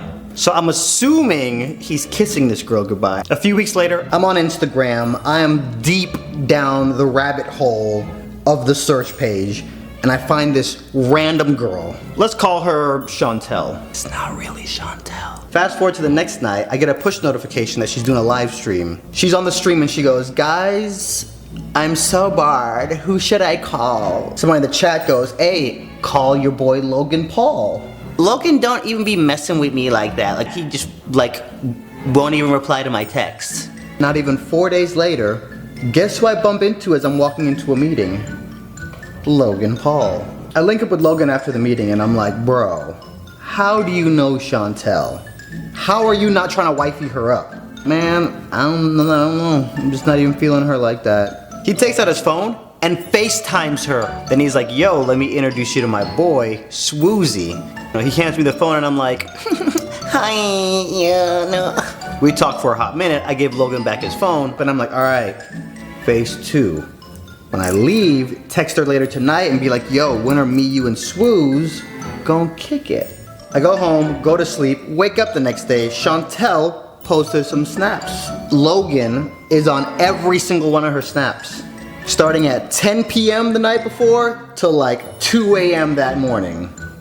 Word. This is like that kid who has all the toys and ignores them until a friend comes over and is like, can I play with? No! My toys! Get away. TFTI. I went and looked at his Snapchat, not a single post. Not one. I'm not gonna lie, that made me feel some type of way. How you gonna do me like that? Let's fast forward a little bit. I'm going down the list, replying to DMs, and then I see a message from Julia. Hey you, please tell me you live in LA. Seems innocent, right? 2 DMs back and forth, numbers are already exchanged. Y'all know how it is. Julia texts me and says, hey, what are you doing tonight? Let's link up. So I meet up with her at In-N-Out. We hang out at In-N-Out for a little bit, eat, come back here. So we're there talking, we're just talking about life, and then she's like, I don't know if I'm gonna be in LA much longer, like this might be my last month here. We're talking for a little bit, and we get on the topic of celebrities. Then she goes, yeah, I hang out with Chris a lot, and whenever there's other girls around, they get mad because Chris takes all their phones, but I get to keep mine. Chris, you talking about Chris Brown? Yeah, Chris is so cool. I hang out with him, and then she names like all these other A-list celebrities, and I believe her because, I mean, the girl is freaking gorgeous. So I'm like, why come you're so special? She goes, well, see, all these other girls hook up with them. I don't. So I think I'm like the prize they're trying to win. Then she pulls out her phone and shows me video of her selfieing with these celebrities. I finished watching the video. This girl leans in and kisses me. Not hyping it up for the YouTube, not exaggerating. Okay, you and Logan, what's up with that? I'm not trying to... So he really wants me, but I've already told him we had the talk, like we're just friends. Yeah, but we walked you to the car and he kissed you though. Like I told him not to do that again. So then I'm thinking, what do I have that Chris Brown, all these other A-list celebrities, and Logan don't have? Like what's so special about me that literally the first time we hang out by ourselves? So it's like 1 or 2 a.m. now. We're on this couch watching TV. She starts rubbing my leg and she goes, is it cool if I spend the night? I mean, I guess. So then she's like, all right, let me borrow some pajamas. Go in my bedroom, give her some pajamas, she's on the bed. Come back outside, I turn off all the lights, go back in the bedroom, and she's asleep. 40 seconds from me leaving the bedroom and coming back, you're asleep? You could have slept in the guest bedroom, but you slept in my bed. Note to self. Next morning I wake up and she's like, okay, I gotta go. Is it okay if I keep these clothes? My Uber's here. It's whatevers. Now I was gonna tell Logan about this, but then I was like, I'll just tell him tomorrow. 3 days later, I get another text from her. Hey, what are you doing tonight? Let's kick it. This is like at midnight.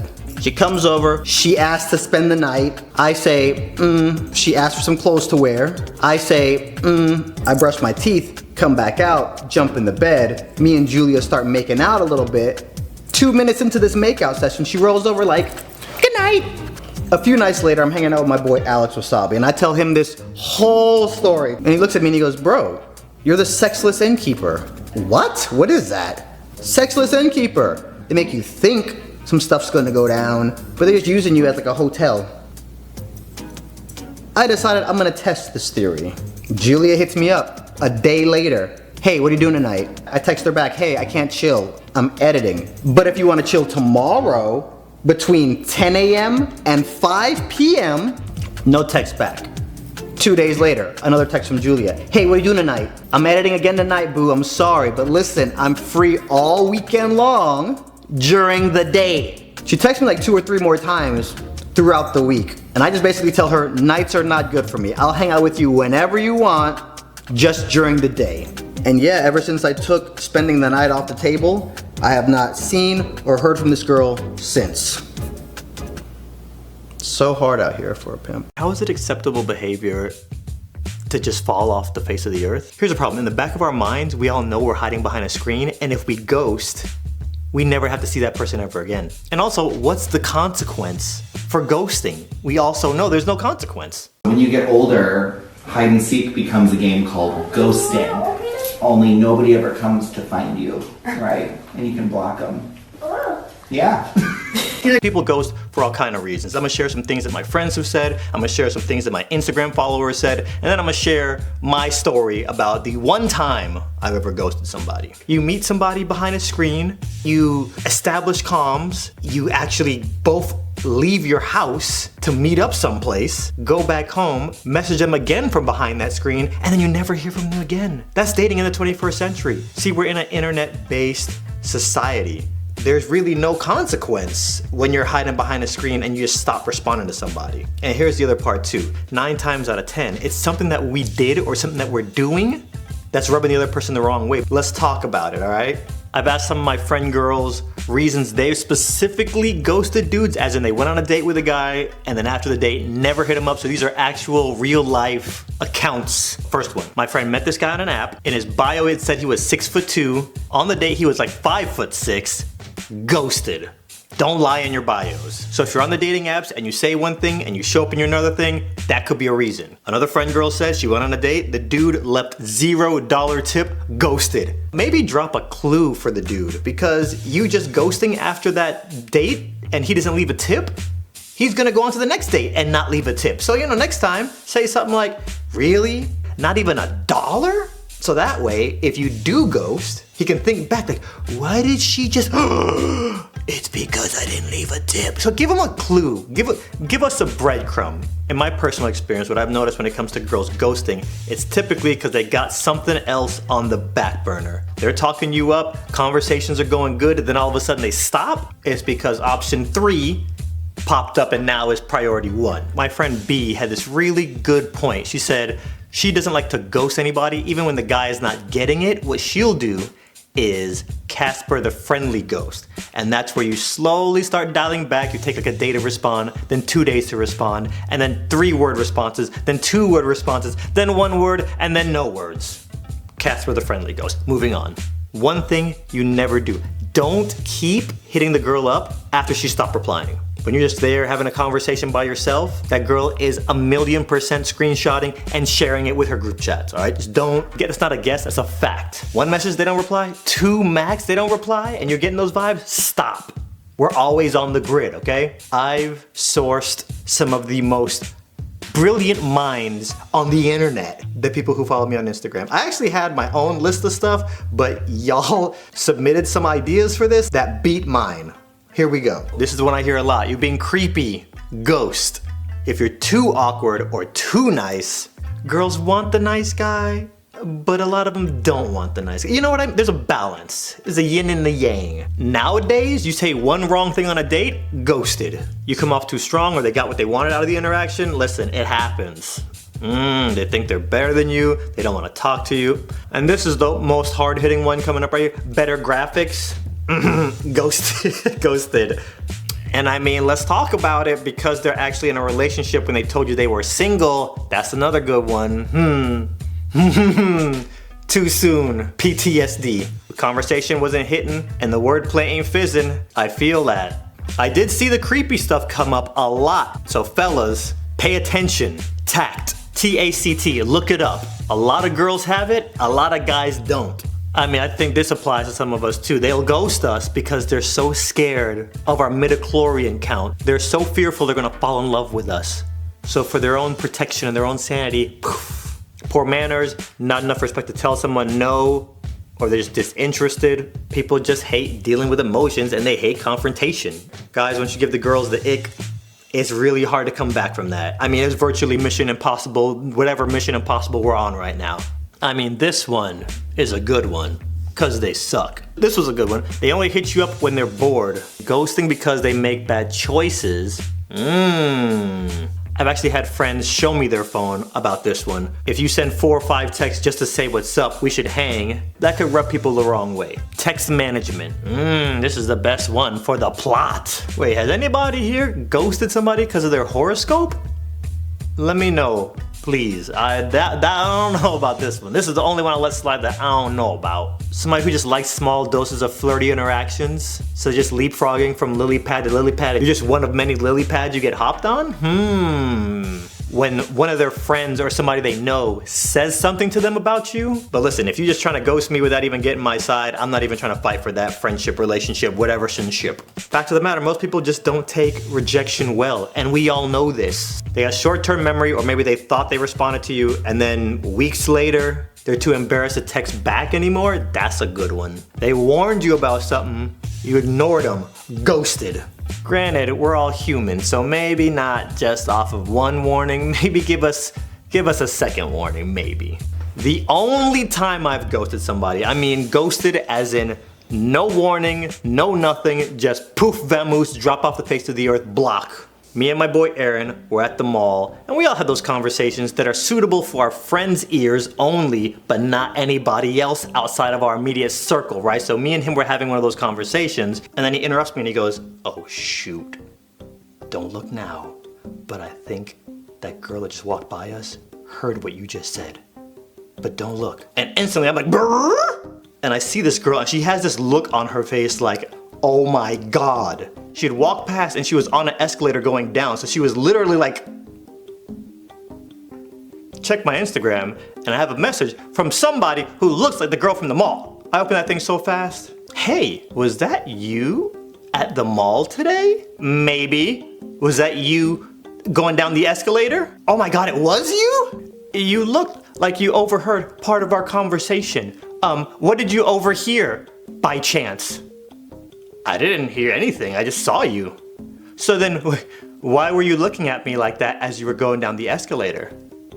Dude, because I've been a fan forever and I never thought I'd actually see you in person, so I was trying to figure out if it was actually happening. So you didn't hear anything? No. You swear? Swear to me! Why? What were y'all talking about? No, nothing. Nothing at all. So we talked for a few days and then she like, we should hang out sometime. Let me get your number.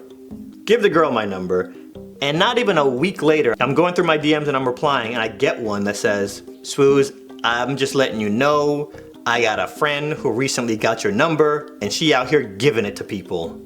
I don't be giving my number out, so I instantly know who she's talking about. Yeah, I thought it was kind of jacked up, so I'm just letting you know. So I hit mall girl back. Bruh, are you out here giving out my number? Yeah, what's the big deal? I figured I didn't have to say this, but I apparently have to say this. Please don't give my number out to anybody. So that gave me the ick big time right there. We talk a lot less after that. And then a few months later, out of the blue random, this girl hits me with, "I eat birds. I just ate a bird.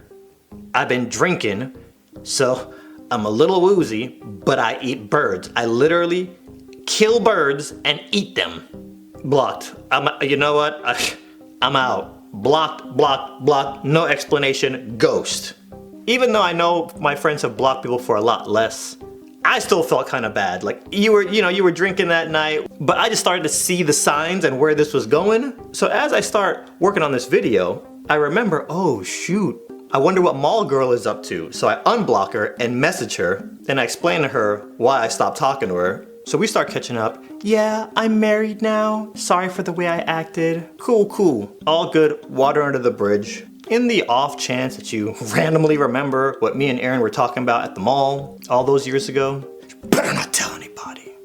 Whatever you put out into the universe comes back to you. In middle school, there was this dude named Jake. Puberty hit Jake when he was 12, so this dude was like 6 foot tall for no reason. But the first time we got into a tiff, it was after school, we're playing basketball, me and my cousin Shane were on the same team. Jake fouls Shane, they start getting into it. Jake grabbed my cousin, I just blacked out. I went full throttle, Charlie's Angels. You got a problem with my cousin, you got a problem with me. I run out of nowhere, I snapped and turned into Batman, and I jumped on his back. 2v1, literally in a single motion. He just cranked and then flung me like a rag doll. I was in a splint for like 3 weeks. Sleeping with a splint is not fun. Jake just starts harassing me every day. Eventually Jake just got tired of the standard bullying, I guess, and then he found a new way to entertain himself. If you weren't paying attention, he would run up to you and pull down your pants. Well, it's not bad enough that I'm failing algebra and failing French class. Imagine how traumatic it is psychologically coming to school, looking over your back in between every single class, wondering if you're trying to pull your pants down and you're gonna be exposed, and now I gotta start my OnlyFans account. I say this kind of jokingly, but not jokingly, because it was very stressful when all this was happening. And then one day, everything changed, because we got a new kid, Sterling. I see Jake just looking at Sterling like, fresh meat. First day Sterling gets there, as soon as school ends, Jake goes over to him and pushes him. Sterling pops Jake in the mouth. You know, they say if you ever go to jail, you gotta start a fight on the first day. Bad. Jake did not hit him back. Something very strange happened. Jake and Sterling became best friends. You know how rappers collab and they do an album together? Yeah, that happened. These dudes went on a bullying tour.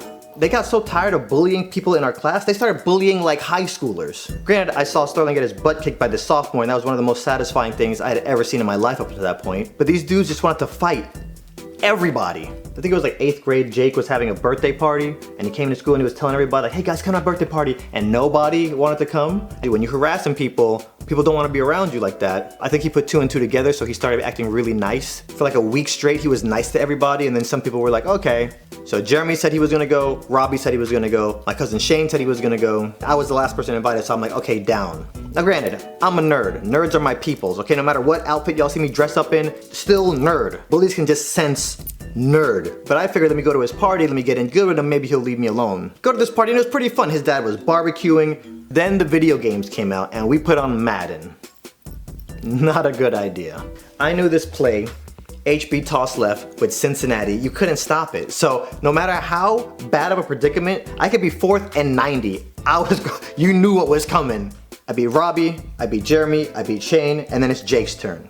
I don't just start beating him. I run HB toss left every play. And I was talking junk the entire time. I made it a point to beat him worse than anybody else at the sleepover. I was thinking this dude is gonna go back to harassing me anyway, so I might as well just get my revenge right now. For 15 minutes, I gave him a taste of what he'd been doing to me for the last 3 years. So then around midnight, we're all in his room and he says, let's all see who can stay up the longest. Whoever goes to sleep first is gonna get it. We're in his room, we're just talking. We're all there and we're talking, I'm just like, yeah. Next thing I know, I hear giggling. I am woken up by the sound of laughter and the smell of beans. I don't know what's going on, but I'm mad because everybody's laughing and I realize they did something to me. They opened up cans of beans and poured it all over me. They poured it on my head, they poured it down my shirt. Shane is there holding a can of beans laughing like, bro, eat too, Brute? You remember the time I jumped on Jake's back to save you? I have not eaten a single bean since that night. I'm traumatized, I just have PTSD. Monday comes, we go back to school, Jake goes right back to bullying everybody. This dude just made middle school a traumatic experience for every guy in our class. And once high school hit, Jake went off to a different school, I went off to a different school, never saw that dude again. So I told you all that backstory to catch you up to now. Shane has a barbecue, we're out there talking, we're catching up. You remember Jake, you remember that time I saved you? I jumped on him like I was a Darkwing Duck, and then you stabbed me in the back by pouring beans all over me at his party? And then Shane goes, oh, did you hear what happened to him? No. On prom night, he went out partying, got super drunk, got in his car, drove home, and hit a construction worker, and then kept driving. The cops went and looked at the cameras and traced them back to his house, showed up and arrested him, and the judge stacked all that. Driving under the influence, speeding in a construction zone, hitting a construction worker, fleeing the scene of a crime. They gave him life in jail. He has not seen the light of day since the day after prom. Obviously, I was not happy hearing this news, but this is real life, no respawns. I'm gonna get on here and share this story because hopefully somebody can learn something from it, but I don't want to hear any more stories like this. We're all human, we're all gonna make mistakes, but they say what you put out in the universe comes back to you. Alright, so for anybody who doesn't know what holding an L or catching an L means, it's basically, here's a quick example. Let's say, for example, you graduate from high school and you apply to this college. And you know deep down in your heart and in your bones, they're gonna accept you. And you send off your portfolio and you put all your eggs in that basket, and the college hits you back like, we regret to inform you, declined. That's an example of you holding or catching an L in that scenario. And that's actually not a random example, that actually happened to me. Yeah, I applied at 2 colleges, Ringling School of Art and Design and Cal Arts. And both of them were like, we forgot to inform you. Look at me now. Look at this. Look at this amazing art right here. I drew this. Look at the shading. For real. Jokes aside, what were you guys thinking? Who's holding L's now? Ringling and Cal Arts? Not, well, yeah, technically, y'all see the title of this video, so obviously me. Because for whatever reason, we all out here trying to act like our life is perfect when everybody knows it's not. I've done stupid things, you've done stupid, we've all done stupid things. Life is not perfect. We hold L's sometimes. Me and a few friends, we go to this friend's house, and we get to her house, she's like, Oh my god, let's have a onesie party. I'm from the streets. We don't do onesie parties. Like, miss me with that? Stop being a Debbie Downer. Come on, everybody's dying.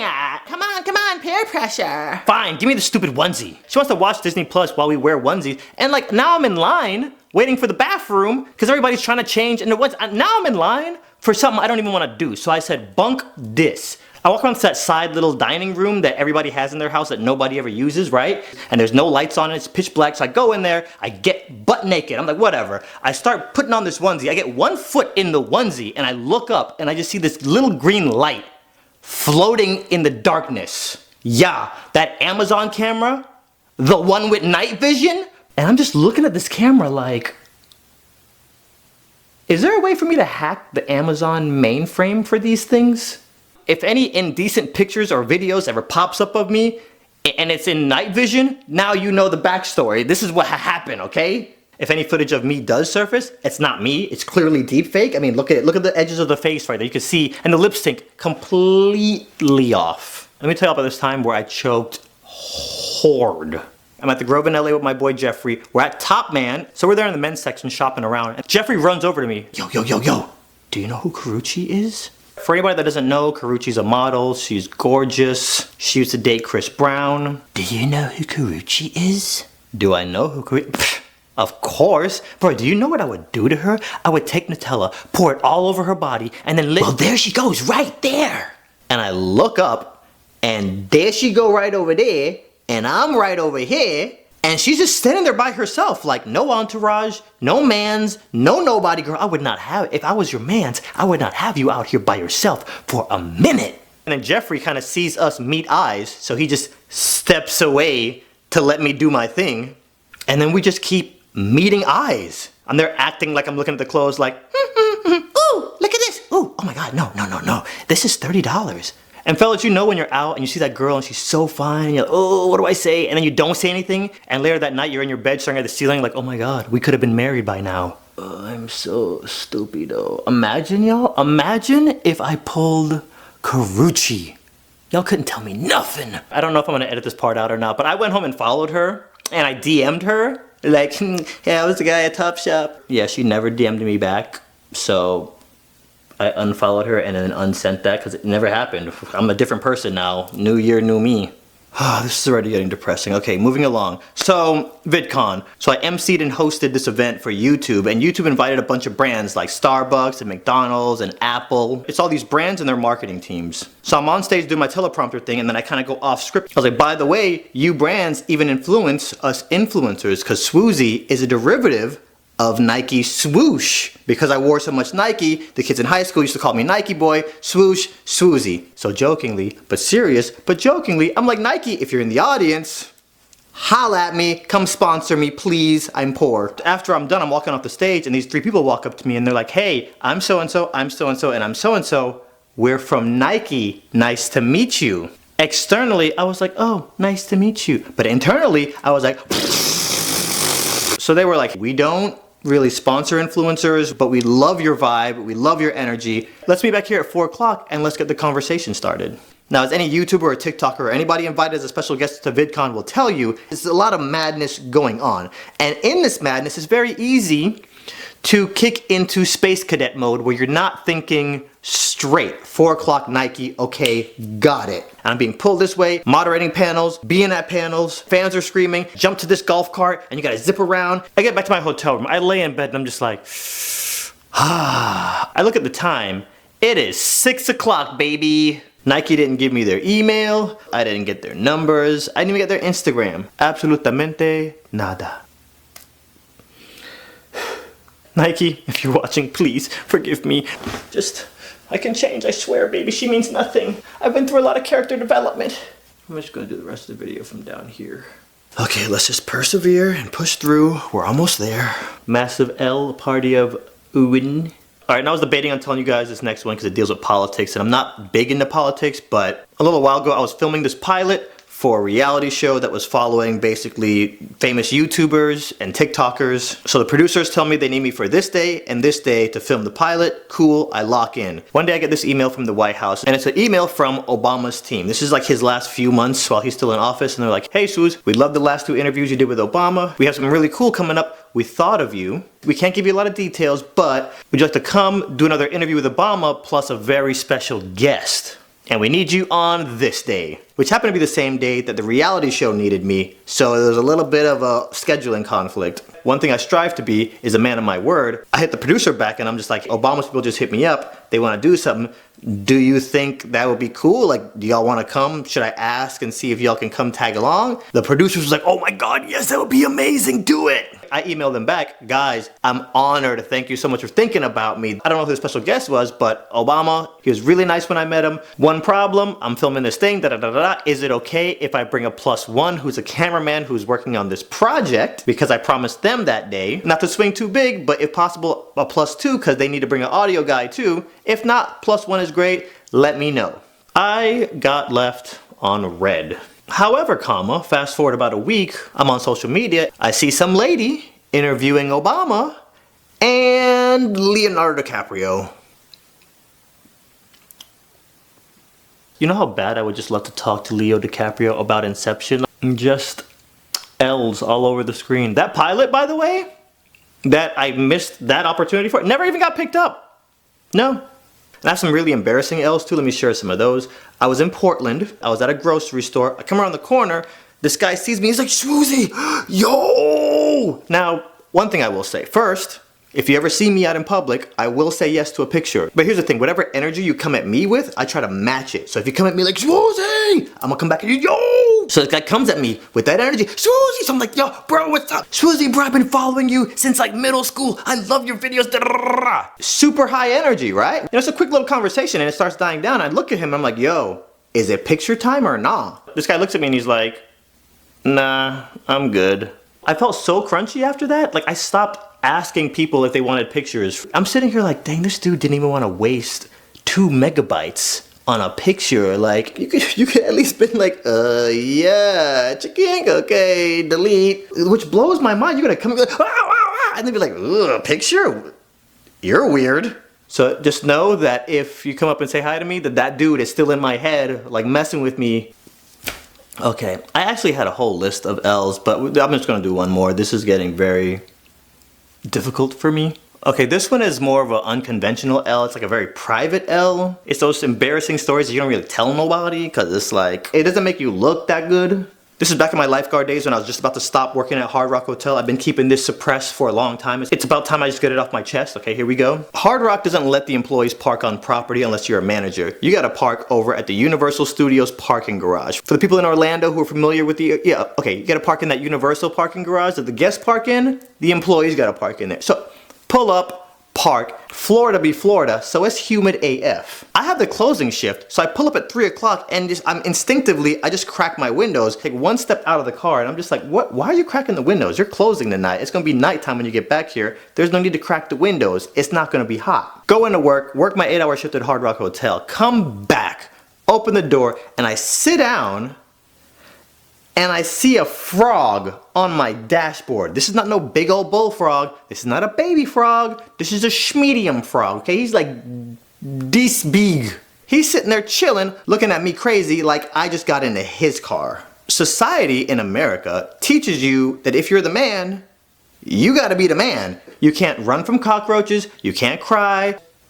So now, I'm sitting in the car and I start to question how manly I am right now. I have this silent conversation as we're looking at each other, right? I'm just like, okay, look, you stay over there, I'ma stay over here, we ain't got no problems, okay? I'ma drive home, I'ma get a broom when I get home, and I'm just get you out of here, okay? You're gonna love your new home. Start my car up, start driving, I'm on Turnpike, and I just see the turnpike lamps going over it, and we'll just call the frog Todd. You know, we're becoming friends now. I'm driving, and I just see him just sitting there chilling, right? And the street lights are going over. Todd, Todd, Todd, no Todd, no Todd, no Todd. I'm like 15 minutes from my house, so I'm just like, and I'm there driving, right? And I'm just, you can't look.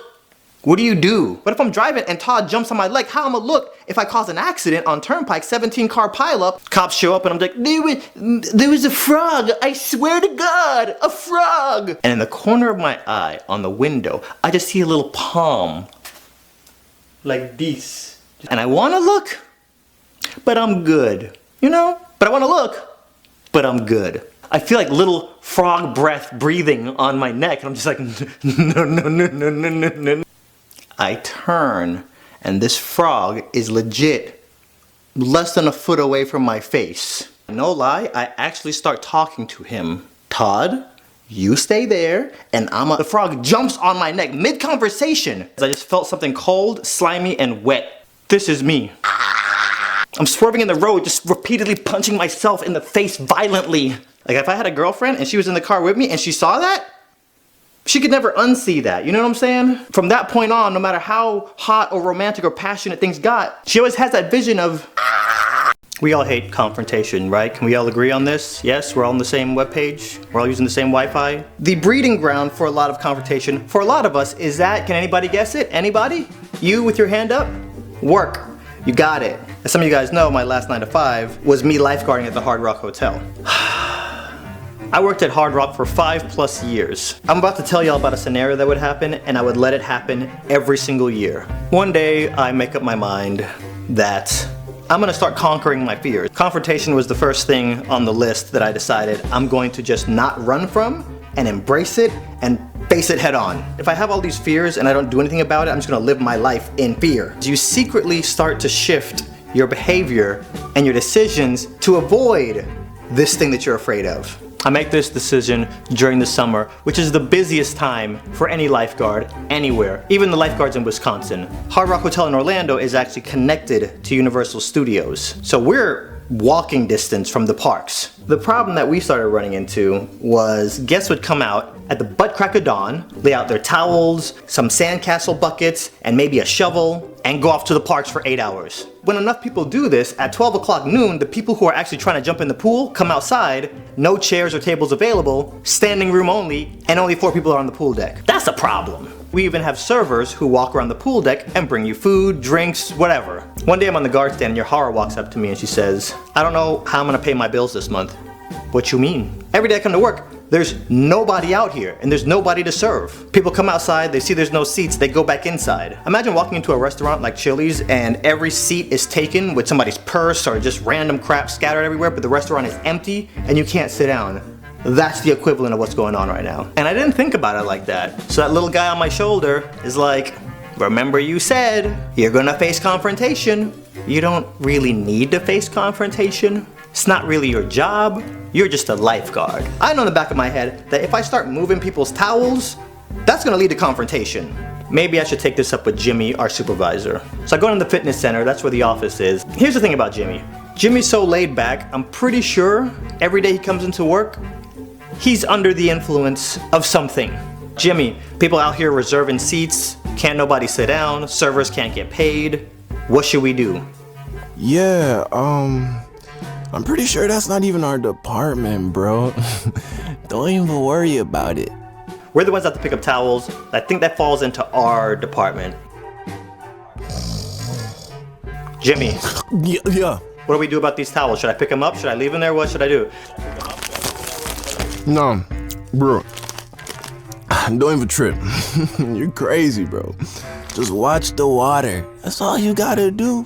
But each day goes by, these servers going home broke. Every morning, I'm watching people come out, reserve like 10 chairs, lay all their crap out, and then leave. I'm watching these servers stand around, not getting any money for 6-7 hours. I'm watching these guests come out, they can't sit nowhere. If you do something, it's gonna lead to confrontation, just so you know. I come up with this system. We had a problem with locals that would sneak onto our pool deck, so anybody that came onto the pool deck, you have to show your room key and we give you a wristband. I launched my whole plan with a clipboard. I didn't need the clipboard, but I know if I'm standing outside with a clipboard, I'm gonna look official. I grab a stack of these wristbands. First thing in the morning, nobody's in the pool, so I'm just standing out there looking. I'll see a guest come outside, she starts laying down her stuff. I'm just staring at her. When we make eye contact, I'll look down and I'll write something and I'll look back at her. She'll keep laying her stuff out. Now she's starting to look a little nervous. She'll walk inside. I walk over, I take the wristband, I write down the time, I write an arrow, and I write the number of chairs they reserved. And I tie that wristband to the chair. If they don't come back in 30 minutes, I'm taking all their stuff. This is gonna lead to confrontation. There was one lady that came out and reserved like 7 chairs. She saw me writing stuff down and you could see her feeling a little uncomfortable. So as she starts walking inside, I start writing on the wristband. She comes back outside. What are you doing? Well, ma'am, we have a problem. People come out, reserve all these chairs, go over to the parks, and the people who actually come out here midday to swim have nowhere to put their stuff. I came out here yesterday and there was no chairs, so I figured I have to do what everybody else is doing. So if I come back here at 2 o'clock, you're gonna find me some chairs, right? Ma'am, I'll make sure there are chairs out here for you. Okay. Picks up all her stuff, goes inside. I'm timing everybody. I'm walking by, I'll check the times on the wristbands. Cool, it's been 45 minutes. Grab up everybody's stuff, put it in Lost and Found in the towel hut. The plan is working. Guests come outside to get in the pool. Their mom and dad have somewhere to sit. Servers can serve them. There's peace on earth. But then we get packed. And people from the parks start coming back, and the reserved chairs and their personal items are gone, and people are sitting in their spots. These guests start to get mad. They find the roamer. The roamer points the guest over to Jimmy. They go to Jimmy. I can see the confrontation coming. So now here comes the supervisor and this angry family. AT, did you move their stuff? Oh yeah, you came out at 7:30. You laid out 7 chairs. You walked back inside. Never saw you again. I put your stuff in Lost and Found. Why would you do that? Ma'am, if you leave your stuff intentionally or unintentionally, it's considered Lost and Found. Oh, that actually went better than I thought it was gonna go. But then a lot of guests started coming back, and they all started wondering why they couldn't find their seats, and they're all getting sent to Jimmy. There's one thing I didn't account for in my whole master plan. By 2 o'clock, we had a pile of Lost and Found in the towel hut. I didn't partition off people's stuff. It was just Lost and Found. Blech. I'm at the top of the slide, and then I hear, Hey, AT, could you come to the towel hut, please? I'm at top of the slide. I think the bump's coming through in like 15 minutes. Yeah, I'ma need you to come right now though. I'ma send someone to cover you. We have a situation. I feel that anxiety just creeping up on me. I round the corner and I'm walking to the towel hut and I see this lady with her 2 kids. They all look peeved. Can I help you, ma'am? Yeah, I laid my stuff out and went inside for a few minutes and my stuff is gone and there's no chairs now. Oh yeah, I remember you. You were sitting second row, right? Yes. Yeah, no, actually, you were gone for 6 hours, and yeah, your stuff is over here. She's telling me what she left out, and I hand her back her stuff, and then I say, is there anything else? And I see this light bulb go off in her head. Yeah, I had this very expensive suntan lotion. Just the way she said it, I already knew she was lying. Okay, ma'am, can you describe or name the brand? I don't remember the brand, but it was in a brown bottle with a tan cap, and it was really expensive. So I'm digging through this pile. I dig through it twice. Well, ma'am, I don't see it. Is there a manager, like a general manager or somebody I can talk to? Next thing I know, I'm walking around the pool deck picking up towels. This lady and her kids are chilling in a cabana. These cabanas are like $125 for half a day. I put 2 and 2 together real quick. I know she complained to the GM that I lost her expensive mystery lotion, and now she has a free cabana. This goes on for a few days. For the most part, everybody's happy. Word gets out. I even developed a nickname. The guests start calling me the Towel Nazi. It was going good for a little while. And then one day, the sun wasn't even up. I'm stalking the cabanas, and I see this shadowy figure laying stuff out on like 15 chairs. What concerned me was the size of this silhouette. This dude, even in the dark, looked like Arnold Schwarzenegger ×2. Bodybuilding competition type body. Well, this is how we die. You know what? I got this. I go over, right on the wristband. My hands are like shaking as I write this. You guys see this? I am sweating retelling this story. He laid out a bunch of personal items. Suntan lotion, headphones, barbecue grills. Had I not witnessed him lay that stuff out and then leave, I would have thought nobody is stupid enough to lay all this stuff out here. So that made this whole situation the perfect storm for confrontation. He's not gonna come up and be like, oh man, my stuff is gone, oh well. I know that's not how this is gonna go down. I give him a little bit extra time. I give him like an hour, and I don't see this dude, so I pick up all of his towels. I'm on the guard stand, and then I start thinking, maybe 3 o'clock will come, my shift will be over, and I can leave before Arnold Schwarzenegger gets back and kills me. There's a clock on the side of the building, and I'm just eyeballing that second hand, waiting for 3. It's like 2:30. I'm like, come on, baby, come on, please. I'm almost there, please. Guess who comes strolling out? He sees that his whole row is occupied with other people. Hey, mom, I just wanted to call and say I love you. I'm totally not in any danger at all, whatsoever, even remotely. I see all the lifeguards look at him, and they look at me, and they're ready for a show. I see this guy and his family disappear into the towel hut. Yo, AT, we have a situation. Oh, man. Hello? Yo, what's up? We have a situation? We do? You just called and said we had a situation. Oh, yeah. Yeah, you better come to the towel hut. Yo, Aaron, can you bump AT? He about to die. Aaron bumps me, walk over to the towel hut. Now, I turn the corner and I see this dude, and the first thing I notice is he has what looks like bear claws on his back. How did he get those? I don't know, but this guy seems like like he's very aggressive. He turns around.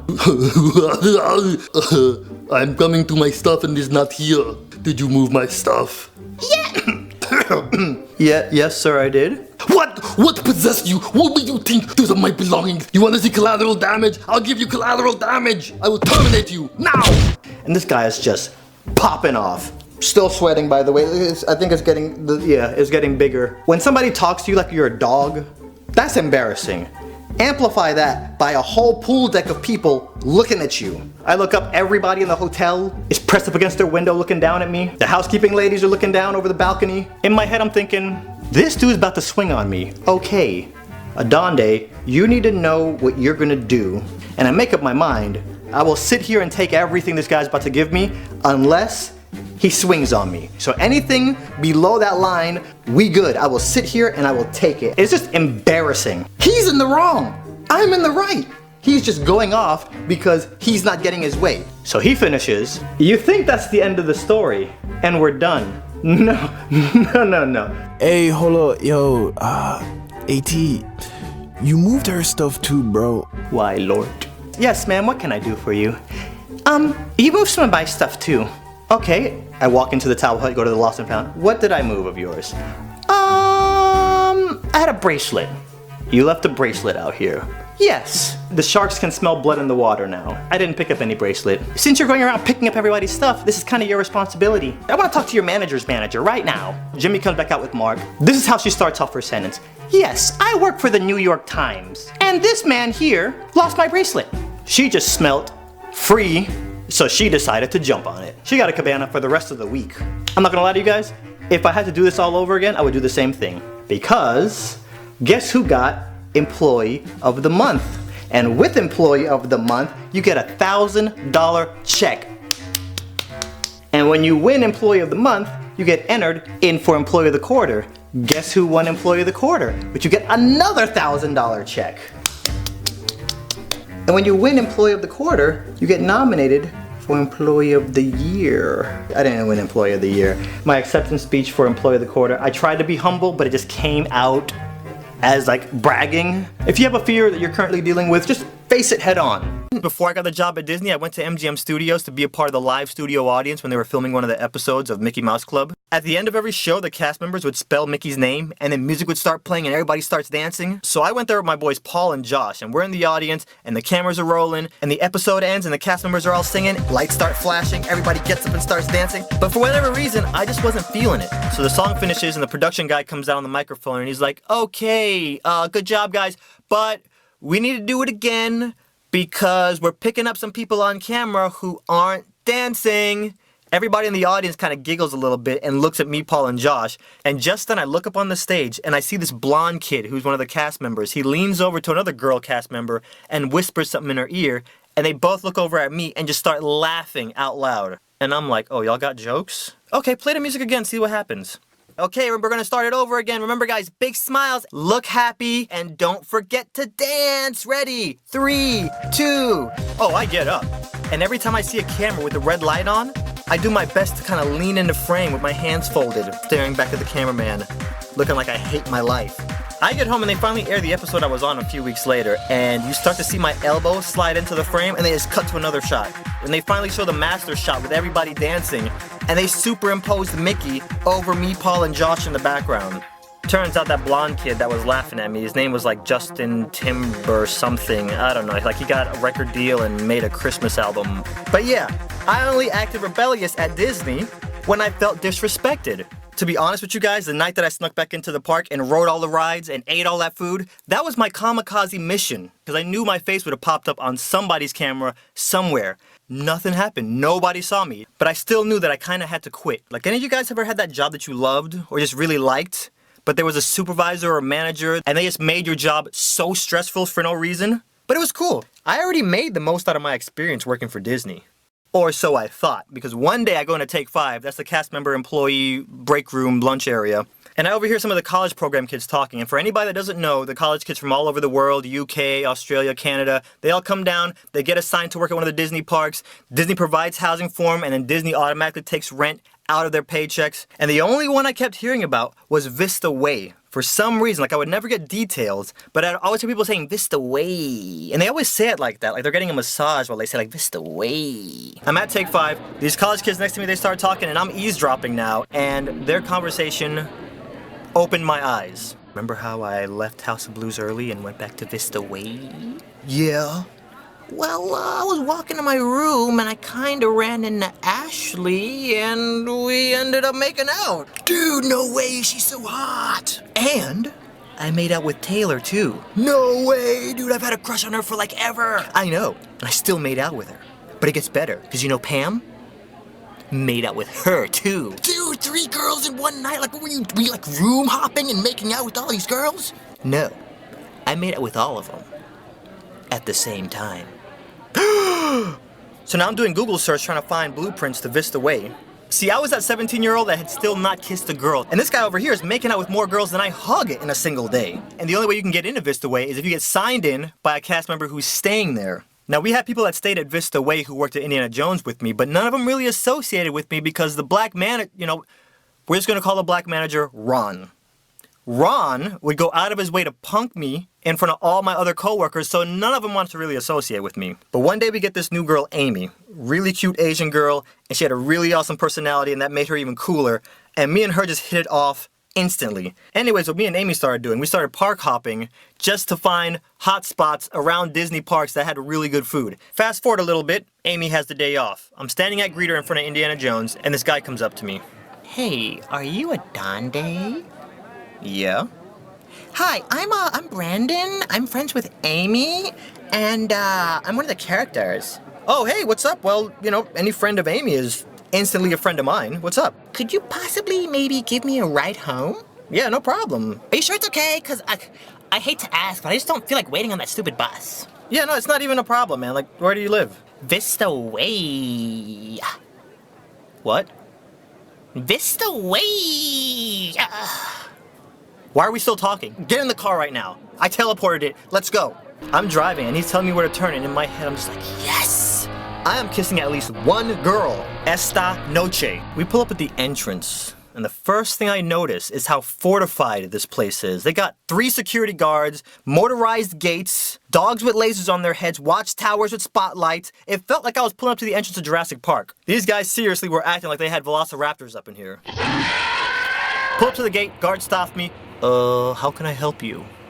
Yeah, I'm just here taking my BFF, Brendan. I'm taking Brendan, my BFF, home. It's right inside there. I'm in building 301. Okay, you get out here and walk to your building. I can't drop him? I mean, he's been standing all day, sir. What kind of a friend? I mean, I wouldn't be a good friend if I didn't go inside there, past the gate, and drop him. I am not happy as I leave. I pull away and I'm sizing this whole place up. Y'all already know what's about to go down. Y'all know what I'm thinking. Because I don't care if I got a Shawshank Redemption my way over or under that fence, I'm getting up in here. Over the next week and a half, I'm just thinking about anything I could possibly do to infiltrate this complex. But one day, I just kicked back into my I don't care mode and I was like, Vista way, no Vista way. I don't even care anymore. But I could feel my last day at Disney was about to happen. Like some of you guys know what I'm talking about. Like when you have a job and you kind of feel that you're about to be like fired or you're gonna quit. So I kind of took matters into my own hands with this whole last day business. I went and got both my ears pierced. I knew there was no way I can go into work with both my ears pierced. I am quitting today. I go in, some manager is about to get my name and my name tag imprinted on their cheek. Our first show finishes and we're cleaning up the theater and then suddenly I hear, scrub the ground. What is this music doing playing at Disney? And guys, this is my last day, so I don't even care. I just stop cleaning and just walk off. I go to investigate. So I just follow the music and I turn the corner. All I see is an explosion of cheerleaders everywhere.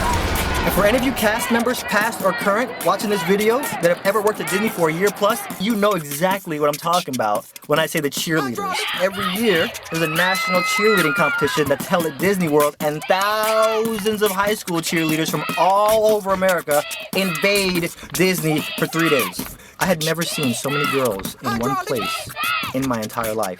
I felt like I was in a music video. And these girls did not look like they were doing any cheer routines I had ever seen before. These ladies were dropping it like it's hot. My mind was blown. I instantly run back to Indiana Jones to tell my coworkers, I'm like, guys, there's like 500 girls here. Adonde, man, they've been here since Thursday. We even hung out with some of them last night after work, bro. Wait, y'all are messing with me, right? Nope. Where'd y'all go? And what did y'all do? You know what, man? Don't even worry about it. There are hundreds of high school cheerleaders here. I am getting my first kiss today. Get to wardrobe, I get a beanie. Run back to the greeter spot. Guess who comes strolling around the corner? Yep, a manager. And it was a new manager. Never seen this guy before, and I'm just like, crap. He walks up next to me, and in my peripheral vision, I see him look at me, then look away. And then he looks at me like he's gonna say something, he's like, and looks away. And then he finally speaks, he's like, hi. Hey. How you doing today? Fine. So, why are you wearing that winter cap when it's 90 degrees outside? Reasons. Medical reasons? And I knew this guy was not gonna just drop it. So I just lifted up the right side of my beanie and showed him my earring. Oh, no. Bless my stars, you have earrings. No. Rodriguez to any manager by Epic. And I'm like, no, this is my moment right here, thug life. This is Richard. I've got a code, I've got an employee, situation. Okay, 56 me at the nose. I turn the corner and there's this female manager I'd never seen before, and Richard. Now when it comes to managers that hated me, Richard was number 2 in command right behind Ron. So as soon as Richard sees that it's me that comes around the corner, he just starts smiling. This big, cartoonish Kool-Aid smile on his face. We get over to him and he's like, what's the problem? The manager doesn't tell him, he just kind of looks at me. And at this point, I'm not even gonna say anything to any of these people. I just raise up my beanie and show him my earring. Oh, Adonde, you know better than this. Okay, you know what? We'll just make this real simple for you. We're gonna send you home. don't come back until you take your earrings out. And you guys know when you take a piece of paper and you crumple it up and you throw it into the trash and miss and have to do that walk of shame, pick that piece of paper up and throw it back in? Yeah, amplify that by 1,000,000. And you have an idea of what my final walk off Disney property was like, because there were high school cheerleaders everywhere. I'm walking down Commissionary Lane and I saw something that almost had me rip my earrings out and run back into work. There was like 5 white girls, all doing the Tootsie Roll. I thought I was looking at CGI, because I didn't even know this was possible for white girls to be doing the Tootsie Roll this good. And even to this day, that was the last time I stepped foot into a Disney park. And I went home and just never. I don't like the way tests make me feel. I get super anxious before I take a test, and then I get really depressed after I do bad on a test. We had kids in my class who were getting gray hairs in middle school. Some of y'all are probably like, sWooZie, if they were Asian, it's all genetics. No, it's not. See, I know my Asian friends secretly stress out like crazy because if they came home and they weren't on the honor roll, there were gonna be severe consequences. Walk in the house like, Dad, I got 2 C's in my report. What? You get a 2C on your report card? You disgrace your whole family! Time to die!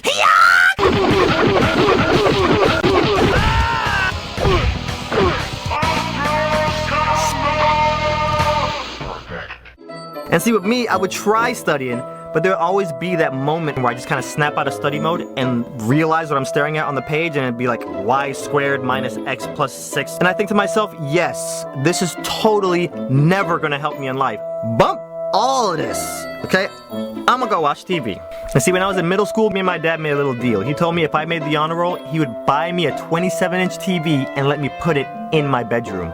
And see, the one class I did not have to worry about was French class. The teacher would just teach us French words and then teach us basic conversation, and once a week she would turn off all the lights and we'd watch Beauty and the Beast, completely dubbed in French. The class was the easy A until we actually got textbooks. Masculine, feminine nouns, conjugating verbs, prepositions, like bump all of that. And I get to that first written test, conjugate the following verbs into past, present, and future. What? Get this crap out my face. I'll be danged if this is the class that holds me back from getting that 27-inch TV. And then something just tells me, look over to your left.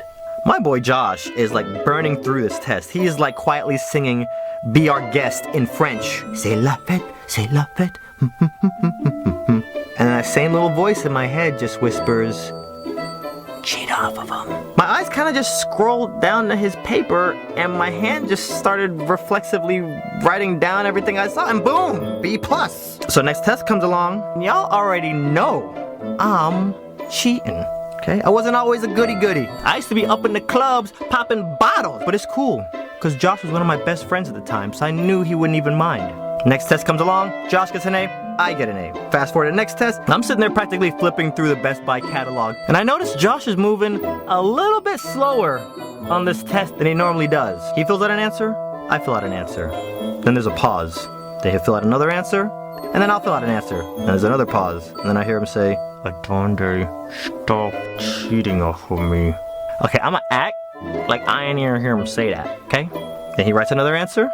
I wait for a second, and then I write an answer. And then he says it a little bit louder. He's like, Adonde, stop cheating on me. Shh, Josh, just let it happen. Just let it happen. Ferme la bouche. Ferme la bouche. So there's a long pause. He writes down another answer. I wait for like 30 seconds, and then I write down an answer.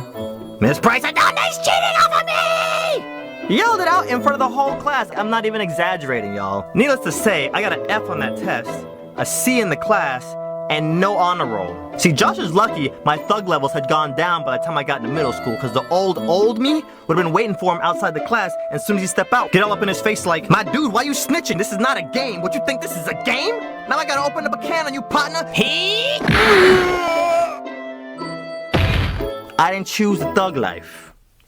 Thug life chose me. You're supposed to go to school, get an education, and not fall in love with your teacher. How you gonna look when you're with your boys at school and your boys are like, yo, look at Alexis, dog. Nah, Alexis is she aight, but Miss Mernando. Our teachers make being a teacher look easy. I could only imagine if you were like an attractive teacher. I never was attracted to any of my teachers, not day in my life. Until second semester of college, shout out to Valencia, Osceola campus. First day of class, I walk in like, why is this model sitting at the teacher's desk. Yo, her face. Stop it. So about a week into the semester, I'm just like, how do I stand out? Like, have you ever had a teacher that you thought was cute? How do you get their attention? If you get all A's, somebody she's taught before has got all A's. Maybe if I fail, like, worse than she's ever seen anybody fail, ever. Let's try that. Then, you know, when I walked by her one day, I checked her ring situation, and she ain't have no engagement ring, no wedding ring, no nothing. It's open season, my dude.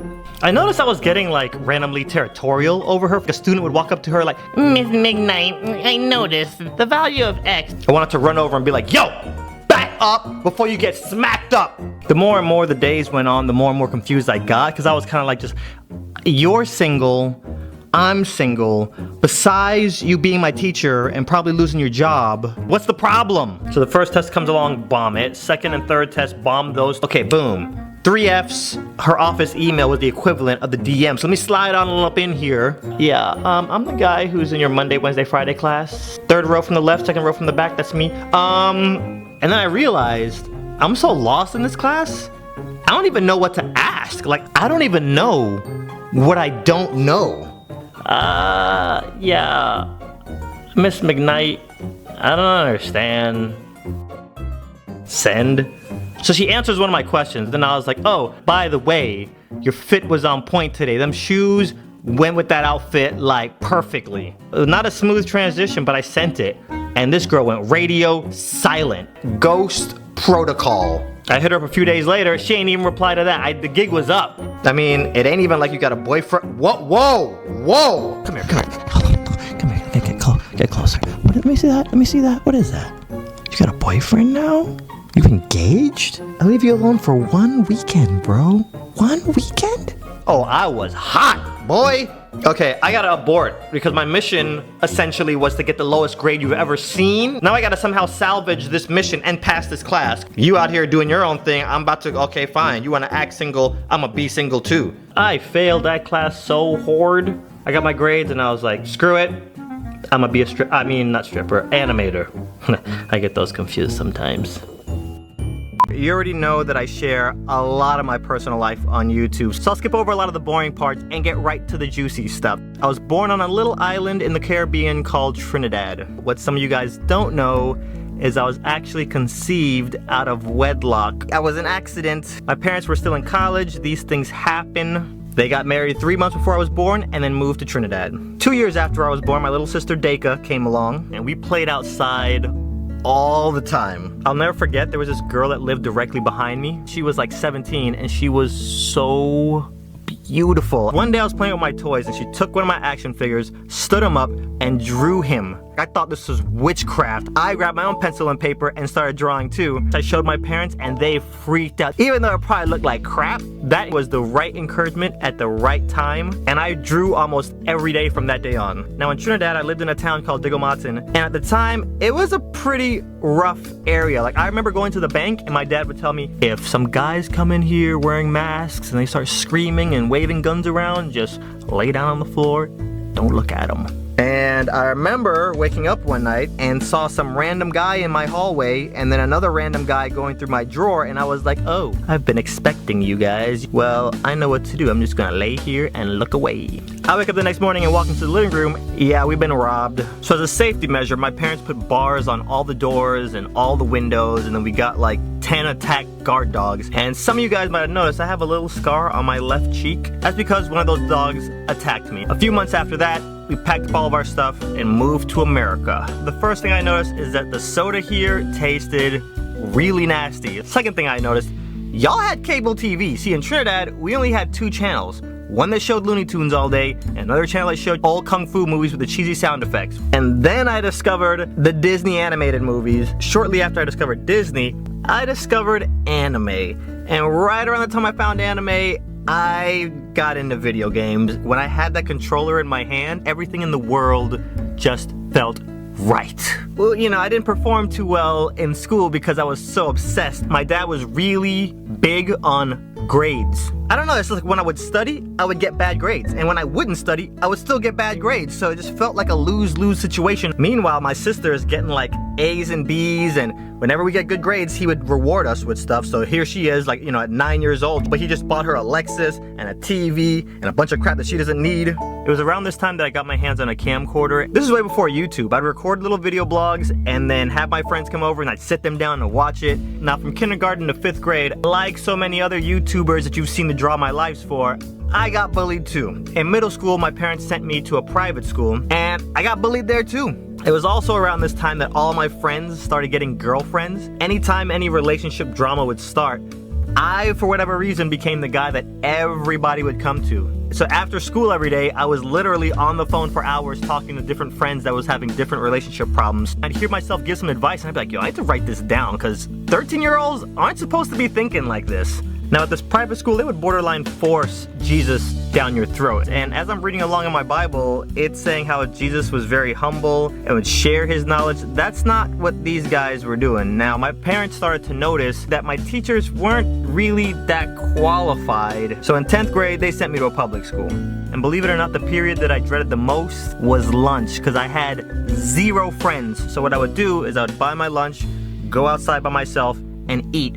It was pretty depressing. I was so happy when I actually started making friends. So when I started going to the public school, I could wear whatever I want, and I started wearing a lot of Nike clothes. And kids started calling me Nike Boy, some friends called me Swoosh, and then Swoosh eventually evolved into the name sWooZie. One of my friends that I got in good with, his name was Will.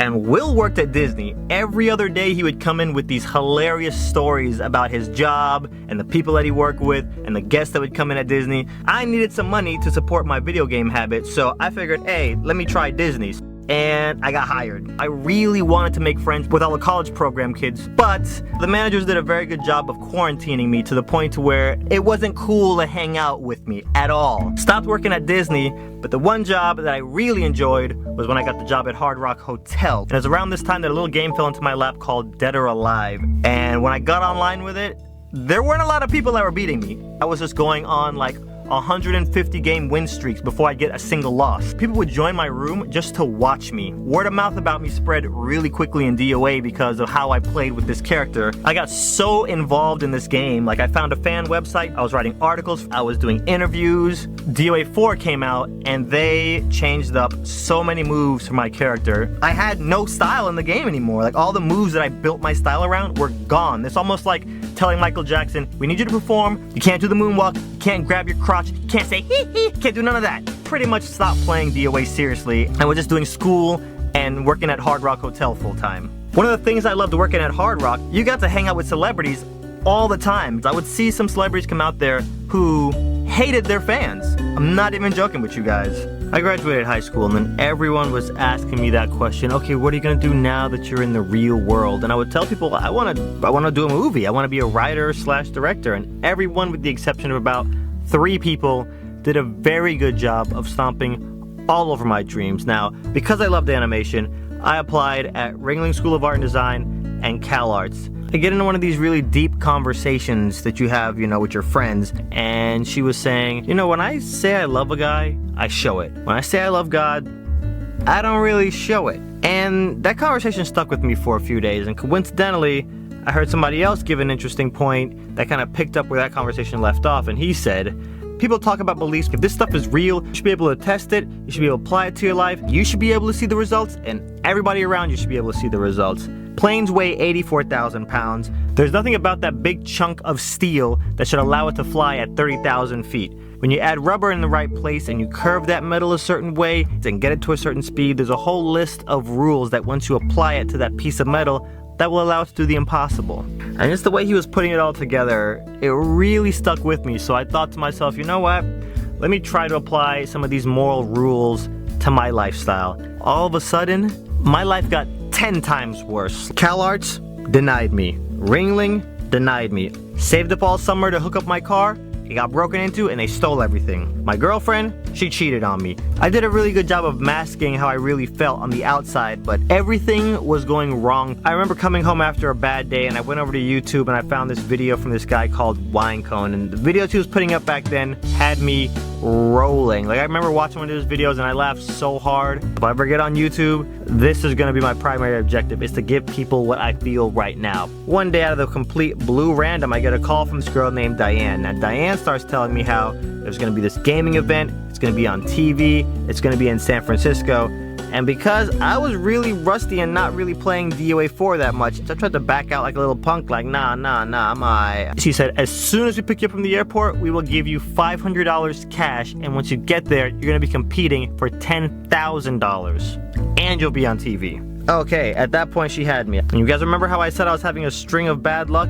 Guess what happened next? Yeah, my Xbox got the red ring of death, so I could not practice. Flew over to San Francisco, came in third, and then went back to work at Hard Rock Hotel. Now, once I got back to work, I was constantly coming back from my shifts late, because once word started spreading around the hotel that I'm gonna be on TV, everybody wanted to stop me and ask me how I got into the gaming thing. You know what? I'm just gonna make a YouTube channel, and I'll update everybody there, so that way I'm not like a broken record 90 times a day repeating the same thing. And I slowly felt myself getting gradually addicted to uploading videos. So, shortly after this, I stumbled onto an interview at cgchannel.com where they were interviewing one of the top guys at ILM. And toward the end of the interview, he said he was going through the process of finding a project that would take him from 0 to 60 for their first attempt at making a feature film. I just called up ILM and got a hold of this guy. He actually patched me through to his superior, Patty Blau. And as I'm talking to this lady, I'm looking her up on IMDb. Worked on Jurassic Park, she worked on Back to the Future 3, she worked on Star Wars Episode 6. So I told her about my script, she told me where to send it, she got back to me and she was like, this is one of the most layered screenplays I've gotten in years. For our first project, we kind of wanted to target the Shrek audience and demographic. This project is more PG-13, so unfortunately we're going to have to pass, and they actually passed on my script to make the movie Rango. Now, back in the gaming world, DirecTV announces that they're actually going to start a full-blown TV show about gaming. They're going to have a draft, and the best players that compete at this competition are going to get $30,000 and be on a team. And you guys know the expression, don't quit your day job? That's exactly what I did, okay? I saved up for about a month and a half, and then I kind of just went on call, and it was the scariest move I had ever made in my entire life. Because most of the top DOA players, they didn't have day jobs, so they just sat home playing DOA, practicing all day, and I already had a lot of catching up to do. So, practiced my butt off, took my last $1,500, spent it on a plane ticket and a hotel, and I even overdrew from my bank account. Not gonna lie, I had to call my parents and ask for some money to get transferred over to my bank account. The day of the event, I was so nervous. And to add to all the stress, I had a manager walk up to me and he was like, some of these other top players, they're saying you're all hype, you're saying you're not good at this game, I hear you're a nice guy and everything, but I don't care about that. I'm here to pick the best players in DOA, and from what I'm hearing, you're not one of them. So don't be surprised if I don't pick you. So the tournament starts, I win one, I lose one, win one, lose one, and the players I was losing to weren't really considered top players. The managers at this tournament had the power to pull 2 players of their choosing out of the brackets and set them up on the main stage for a challenge match. Then the managers started calling me up for the challenge matches. They put me up against all the top DOA players that were there back to back. And I went undefeated. Then I got matched up with one of the dudes that I suspected was doing a lot of this trash talking, and I beat the brakes off this dude. And then for my final challenge match, I got set up to fight Master. Now, out of the last 10 DOA tournaments, Master had won like 13 of them. So I sat down, win a round, lose a round, win a round, lose a round, win a round, and then Master suddenly just stands up and goes to shake my hand, and I'm like, dude, what are you doing? And he's like, it's done, it's over, congratulations. I look at the screen, and I won by 1 round. So the next day of the draft, they drive us over to the Playboy Mansion, and I got drafted to the Los Angeles team. Quitting my day job, not having any money in the bank, like, this was a huge moment for me. Master gets drafted to the Dallas team, so at the after party, I walk up to him and I'm like, hey, if you intentionally took a dive, it means more to me than you will ever know. And I kind of got a little choked up. For every team, you had a male DOA player and a female DOA player. My team drafted a female who had just picked up DOA, so she really didn't know too much about the game. However, my manager believed, because she was a competitive PC player, that she'd be able to pick up DOA pretty quickly.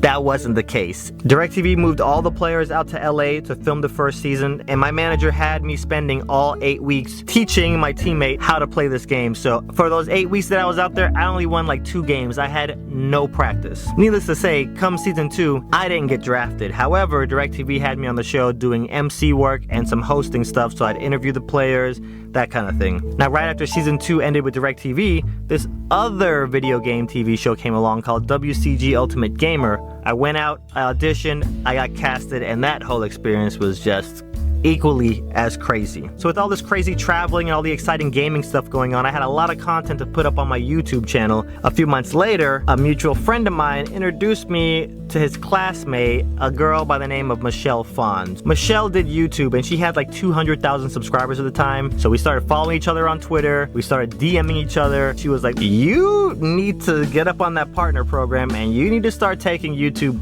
really serious because your videos are pretty good. Took her advice, skipped forward a year and a half. I'm out in LA for a gaming event and my friend Jacob Patterson takes me to a house party. I walk in, Shay Carla's there, Smosh is there. About 30 minutes after I got there, in walks Andrea's Choice and Michelle Fawn. And this was actually the very first time me and Michelle met each other in real life. We sat down on the couch and we pretty much just talked for 2.5 hours. Toward the end of the conversation, she was like, dude, let's just do a collab channel together. After we did our collab channel, both of our individual channels had gotten crazy to the point to where we couldn't even really devote proper time to our gaming channels. And one afternoon, I opened up my email and YouTube had sent me a gift card to buy some camera equipment. Now to some of you guys, that might not mean a whole lot. Even though they sent this gift card to a few hundred other people, I was so honored that I had grabbed the attention of the staff, 1. 2, I had so much admiration for this website. It felt like they believed in me. It's something that cost nothing, yet my entire life, all my friends and family, they couldn't do it. I'm just a boy with a dream, so, and to wrap this all up,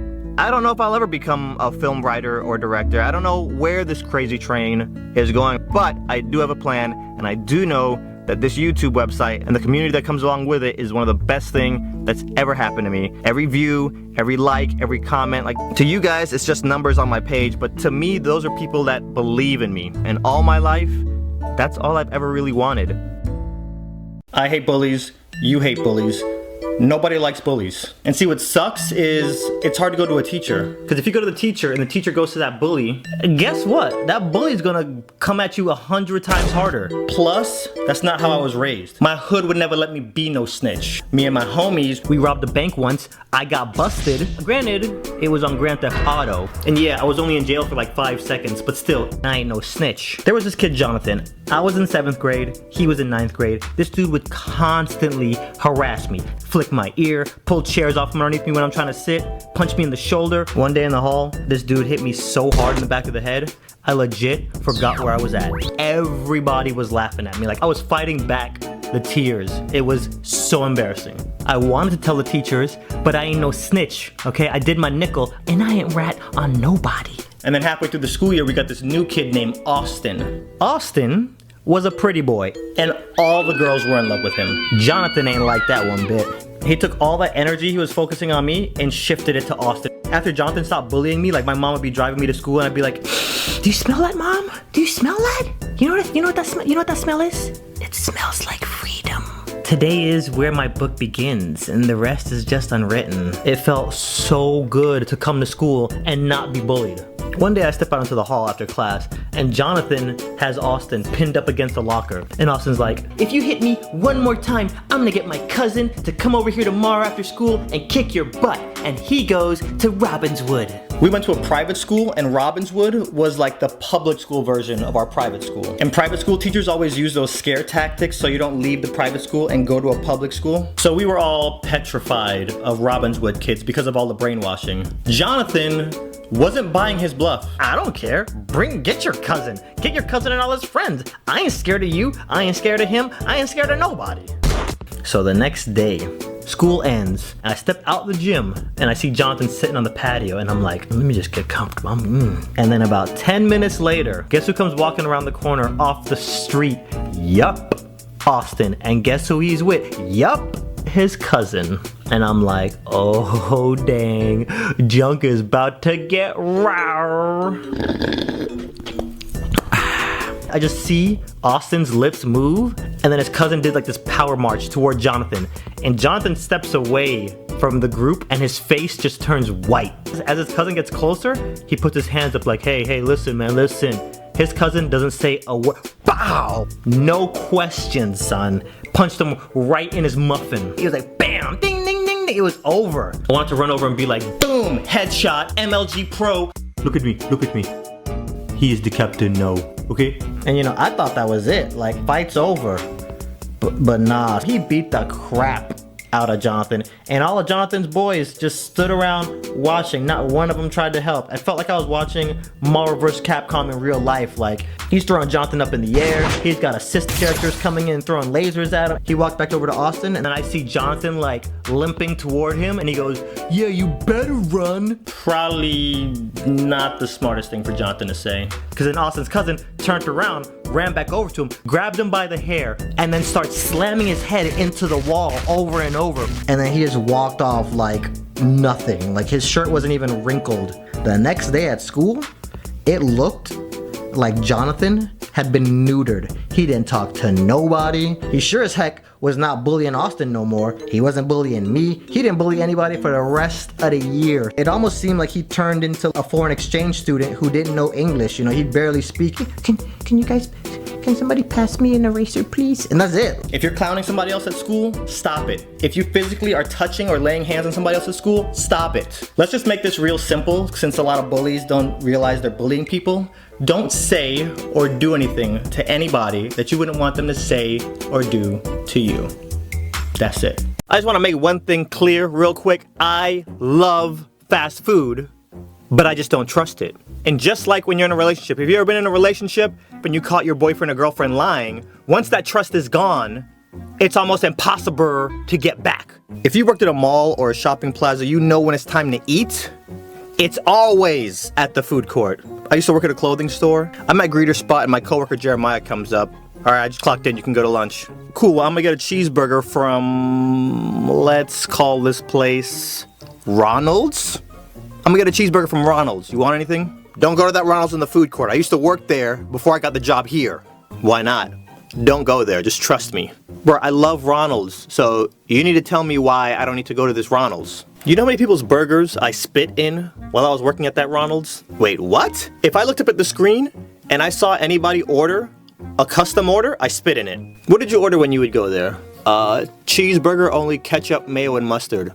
Yeah, I've seen that a few times. I spit in that burger. You're joking, right? How do you do this with the manager around? The manager there doesn't care. You know how many times people would come and complain about hair in their food? And it was the manager's hair that was in the food, and he'd be like, nobody here has that hair color.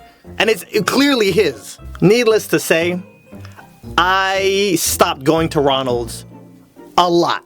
So a few years later, I meet this girl, Brianna. She works at, let's call her place Jenny's. So she works at Jenny's. When I find out she works at fast food, I tell her about the Jeremiah story. That is not normal. People usually only mess with your food if you're rude or an a-hole. Okay, did you ever mess with anybody's food? Only once, because the guy was an a-hole. America Explain. We got this guy's order wrong, and he came back yelling and cursing at me. I wasn't even on the line, I was at register. He's yelling and making a huge scene. I'm like on the verge of tears. So, if you're on register and you handle money, you're not supposed to be on the line making food. But since that guy was a super a-hole, I went to the back and I made his food.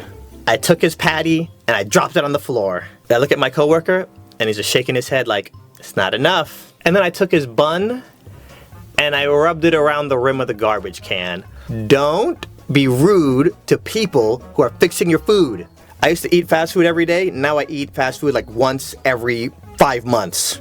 No, a good rule of thumb is if you ever go to a fast food place and the people preparing your food, if they're not wearing gloves, don't eat there. Because if they're ignoring that rule, they're most likely ignoring a bunch of other rules too. So yeah, needless to say, I pretty much stopped going to fast food. And I still, to this day, love fast food. So for any of y'all that watch my story on Instagram, every time I go to Tokyo, you see me at that 24-hour McDonald's in Shinjuku every single day. Everybody's very respectful. The chances of somebody messing with your food over there is slim to -0. So I quit working retail, get the job at Hard Rock Hotel as a lifeguard, and one day I'm running super late, which is pretty much every day I'm scheduled to work. And I got the urge for some, let's call this place Chess. The burgers and the fries at this place are amazing. However, the people they've been hiring and the quality had just been going downhill over the years. So now it's just too risky to go there. So it's the first time I'm gonna be eating fast food in like 4 years. So I pull up to the speaker. And then he said, if we break up, ain't nobody gonna want me. Girl, his friend Tyrone want me. His friend Jaquel is all up in my DMs. Pierre want me. Ooh, girl, Pierre? Yes, girl, yes, Pierre. He cuter than a mug, I swear. If we break up, you know what I'll do? Hello?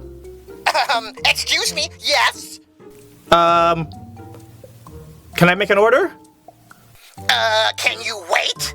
Oh, girl, no, he didn't. I know. Girl, I'm finna get fired today, I swear. Welcome to Chess. What can I get you? Sorry, no, I'm in a rush. Can I get a, can I get a number 1, the Chess burger meal with only ketchup, mustard, and lettuce? Hello? Mm-hmm. And can I get a large? Can I make that a large with a Sprite? Pull around. Pull up to the window. They make the order. She gives me the bag. I pull off. Cool. I'm driving. I'm just gonna eat in the car. I take my burger out. Don't you guys love when you tell them only ketchup and only mustard? Super simple. And they put everything on it. They get it completely wrong. I love it so much that I turn around and drive back. I already know this is not gonna end well. Welcome to Chess. Can I take your order? Yes. I just need a number 1, the Chess combo, the Chess burger combo with only ketchup and only mustard and only lettuce. I figured, let me just order like I'm a completely new person. But when I pull up to the window, that's when I drop it on her like, hey, you messed up my order. Can I just swap you the messed up order for the order that you just placed? Is what I tell her. This is her response. I just put this in as a new order. Why you didn't tell me back there at the intercom that this was a messed up order? You annoying, I swallow. She grabs my order, walks around the corner. So about 30 seconds later, I see one of the employees poke his head around the window and look at me, and then go back.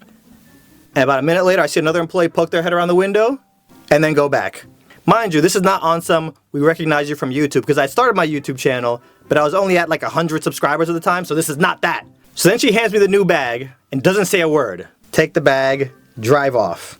I open up this bag, and it smelt like a dumpster, and the sewer had a baby. It was odious. This didn't smell like they took my burger and went around the rim with it one time. This reeked. I'm not gonna eat this food. As soon as I get to work, I'm throwing this away.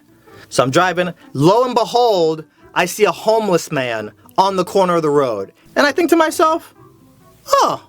I pull over and I hold the bag out of the window. He sees me, stands up, walks to the edge of the road, and then he's waiting for an opening in traffic so he can cross.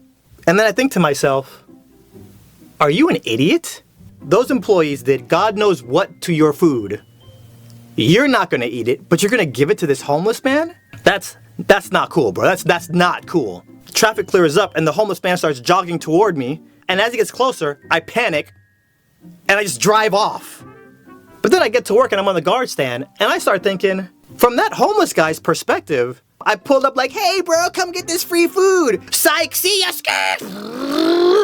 Y'all ever put yourself in a situation where you just feel like crap? I just couldn't shake that feeling of feeling like a terrible person. So for the next few days that I had to work, every time I would go in, I was looking for this homeless dude. Never saw him again, unfortunately. And I couldn't shake that feeling of feeling like a terrible person. So to kind of counteract it, if I was at a drive-thru, I'd pay for the person behind me. If I was at a movie theater, I'd buy the person behind me ticket. I was just OD.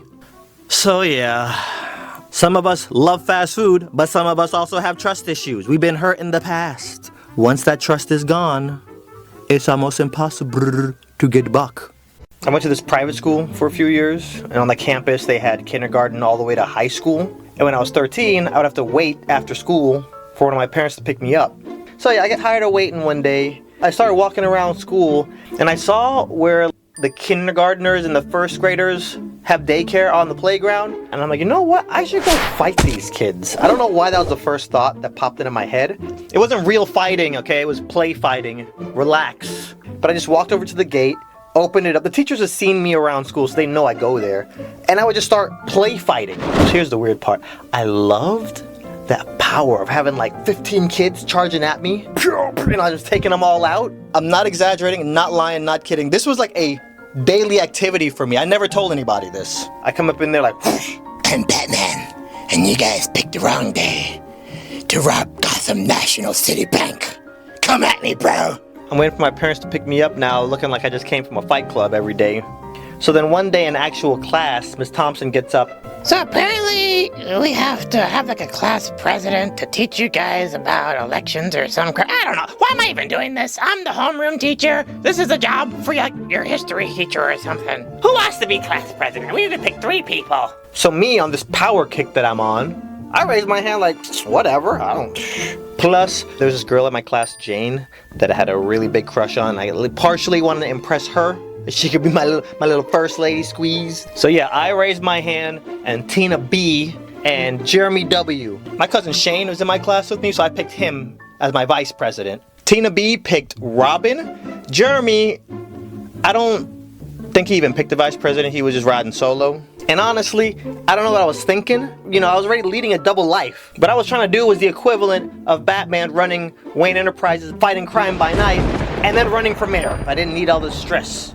Day before the election comes, Tina B comes in here with PowerPoints and graphs. She had pictures of her kissing babies in third world countries. Bruh, I was totally caught off guard looking at this like, is this the 6th grade? Or did I just step into an episode of West Wing? I'm very confusion. And the teacher looks at me, like, Okay, well, it's your turn, I guess. I get up there. I will make sure we get less homework. And then everybody's like, yeah! Yeah, less homework, first of all. Secondly, 2-hour lunches. Yeah! Also, you vote for me, everybody here gets free puppies. Yeah, oh my God, yes! I had the kids in my class so worked up, OPD sent the SWAT team over. Okay, settle down in here. Hi, Jeremy, you want to get up there and say anything? You just gonna let Tina go on up there and kiss little babies from Haiti, and you ain't gonna do nothing about it? Adonde pretty much promised 4-day weekend. You gonna sit there like a little punk? You ain't gonna do nothing? So, you know, during this whole campaign that I'm running for, I don't really flirt with Jane that much, because I'm trying to stay focused. You know, I'm playing hard to get. Teacher gets up in front of the class. Alright, I skipped breakfast. I'm getting kind of cranky. I'm gonna go to Chick-fil-A. Everybody write a name down on a piece of paper, pass it up. When I get back, I'll count them and I'm out. Do what it do. I'm out. And then Jane taps me on my shoulder, and I'm figuring she's about to be like, good luck, I'm gonna vote for you. That's what I'm figuring she's about to say, right? Taps me on the shoulder, I'm like, what's up? Can you tap Sean for me, please? Sean is this light-skinned dude that sits in front of me. He's 6 foot tall in the 6th grade. I don't understand I don't know what hormone pills he's taking. Anyways, Sean turns around. How about Jane busts out with some, Sean, will you be my boyfriend? what? You want to be my girlfriend? Yeah. Okay. So anyways, teacher counts the votes. Okay. Looks like Adonde's the class president.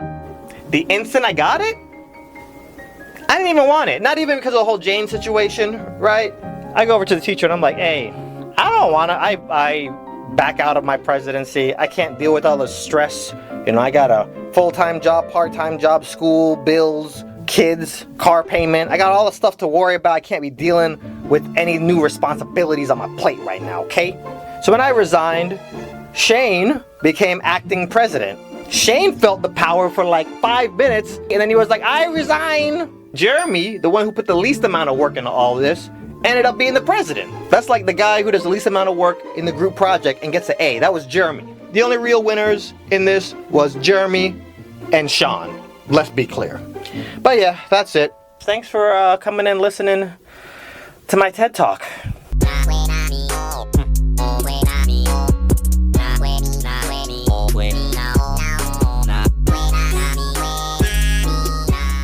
Now, something happened to me a little while ago that I think I need to talk about. Checking my email. The first email I see is from a person named Jada. Look over at this picture, and this picture looks like if Beyonce and Adriana Lima had a love child. And she timed it perfectly, all right? It was the very first email at the top of my inbox. Right out the gate, this girl is just showering me with a jubilee of compliments. So I respond. Now, before I can get to the next email, she emails me back like, oh my God, I never thought I'd actually get your attention. Wow. Oh, by the way, I live in Orlando. And I'm like, I am about to marry you. So we start small talk over the next few days. Turns out this girl just moved from London to Orlando to work in photography. British accents and Australian accents are my kryptonite. We actually have a lot in common. The thing we talked about most was gaming. And this girl is a hardcore PlayStation fangirl. Like, I'm gonna chloroform and kidnap you so hard if we ever meet. Now, about a week and a half goes by, and then she messages me like, here's my number, feel free to text me whenever. By the way, this is my UK number. I haven't gotten around to getting an American phone yet. All right, rule number 1, I don't give out my number, okay? For all I know, you're some 38-year-old guy named Bob trying to catfish me, and I'm not trying to end up on MTV with Neve. Okay, sWooZie, are you ready to meet your girl? And Neve, I know you're watching. Don't even don't put down the phone, Neve. Put down the phone. But this voice in my head was like, you know what, bro? Sometimes you just gotta live on the edge. The other part of my brain is like, no, not a good idea. You know what? Full throttle, let's go. So then we take it over to texting, and we're texting for about another week and a half. And the other thing, oh, and I forgot to mention this girl's a night owl. I get really social at 4 o'clock in the morning. If I text her at 4:30, she's gonna be up. And one night she's telling me this story, and she's like, you know what, can I just call you and tell you the rest of the story, because it's too much to text. This girl hits me up, and when I hear that accent for the first time, oh, I was just happy that, okay, I'm not getting catfished. One night around 1 o'clock, there's this place in Orlando called Colombian Burger. Really good chicken sandwiches. They don't close until like 4 o'clock in the morning. So I hit her up. I'm like, hey, yo, what are you doing tonight? Nothing. Yo, well, I'm about to head over to Colombian Burger. Is you bout it? No, I can't make it. I got work in the morning. So I hang up, and I'm driving to Colombian Burger, and I'm working this out in my head. I'm like Batman, okay? I'm a detective. I can sense when something's wrong. Sometimes I just get this focus and I have like a fifth sense. I'm like, yo, pretty much every night that we stay up late talking, she has work the next day. So, note to self. So for the next few days, I don't really hit her up. I'm just thinking to myself like, yo, it is kind of weird that she's been over in Orlando for a few months and she still has a London number as her only phone and she doesn't have Skype. So I start getting a little suspicious, and I think she picked up on that. I get a text on WhatsApp, and she's like, hey, I'm free on Friday night. You want to hang out? I'm like, all right, let's meet at Splitsville at 8 o'clock. So when Friday comes along, 5 o'clock, I start getting ready, like 3 hours early. I haven't been this genuinely excited for a date in so long. You know, I'm getting my chloroform ready, and I make sure I look good. I even jump on YouTube for some beauty tips, like I'm watching Michelle and Zoella and Mac Barbie. I even exfoliated. I leave my house, get to downtown Disney, I park, and I get a text from her on WhatsApp, and she goes, hey, I'm gonna be a little late. I'm a girl. I'm doing my hair right now. It's taking a little bit longer than I thought it would. Get to Splitsville, walk up to the register, and I tell the lady, I'm like, oh, can I pay for me and my date right now? A lot of my female friends don't like me paying for their stuff, so I don't want there to be any argument when she gets here. Pay for everything up front, and then the girl goes, wait a second, you look familiar. Are you sWooZie? Yeah. Oh my God, sWooZie! We talk for a few seconds, and then I go sit at the bench next to the entrance. Now, there's another greeter desk where there's some more girls standing that work at Splitsville. And one of them walks over, and they're like, are you sWooZie from YouTube? What are you doing here? I got a date, so I'm here waiting on her. So we chat, she goes back, and it's like, see guys, I told you it was sWooZie. So about 30 minutes goes by, Jada hasn't showed up. So I text her like, hey, are you on the way? Everything's cool? No response. And then, guess what happens next? You hear that? You heard that, right? You didn't hear anything. That's what happens next. Nothing. I waited there for hours. So you can imagine how embarrassing it is that whole time with all the employees sitting there whispering to each other, I exfoliated for this? And then that walk up to ask for my money back? It's moments like this that I wish that memory erasing wand from Men in Black was actually real. And okay, everybody just gather around, look right here. Bing! Because y'all, this was so embarrassing. So that drive home, I'm just like, oh, I cannot wait to hear this excuse. I exfoliated for this. Around 1 a.m., I get a text. Oh my God, I am so sorry. Oh my God. So I just simply say, is everything okay? This is her response. Erg, my friends are so erg. That's your excuse? Some of my girlfriends came to my house. There was this big fight. And yeah, it was just, I'm so sorry. It's just craziness. Really? Standing people up? That's what's hot in the streets right now? If you knew you had to be somewhere and you knew the dude that you was meeting was waiting for you, like was your friends MMA fighters or something? Like couldn't even pick up a phone and say, I'm gonna have to cancel, something came up? You don't have Skype, you have a UK phone number, it's all I don't even think you're in Orlando. I'm in Orlando. Okay, you know what? Let's make this real simple. Meet me right now. I can't. As I'm texting her, my phone suddenly starts ringing. I look at the caller ID, and it's Neve. He's like, ha, gotcha, sucker! Catfish Season 4! So 2 days later, I just happen to pass by a TV in my house, and there's this X-Out commercial playing, and guess who I see on the screen? Jada. But the name on the screen says Tanashi or Tinashe. And this Tanashi girl, she didn't have a British accent. Governor. So I Googled Tinashe, and apparently she's some up-and-coming singer. And this Jada person stole all of her pictures and made a profile out of it. Fake Facebook profiles? Really? That's what's hot in the streets right now?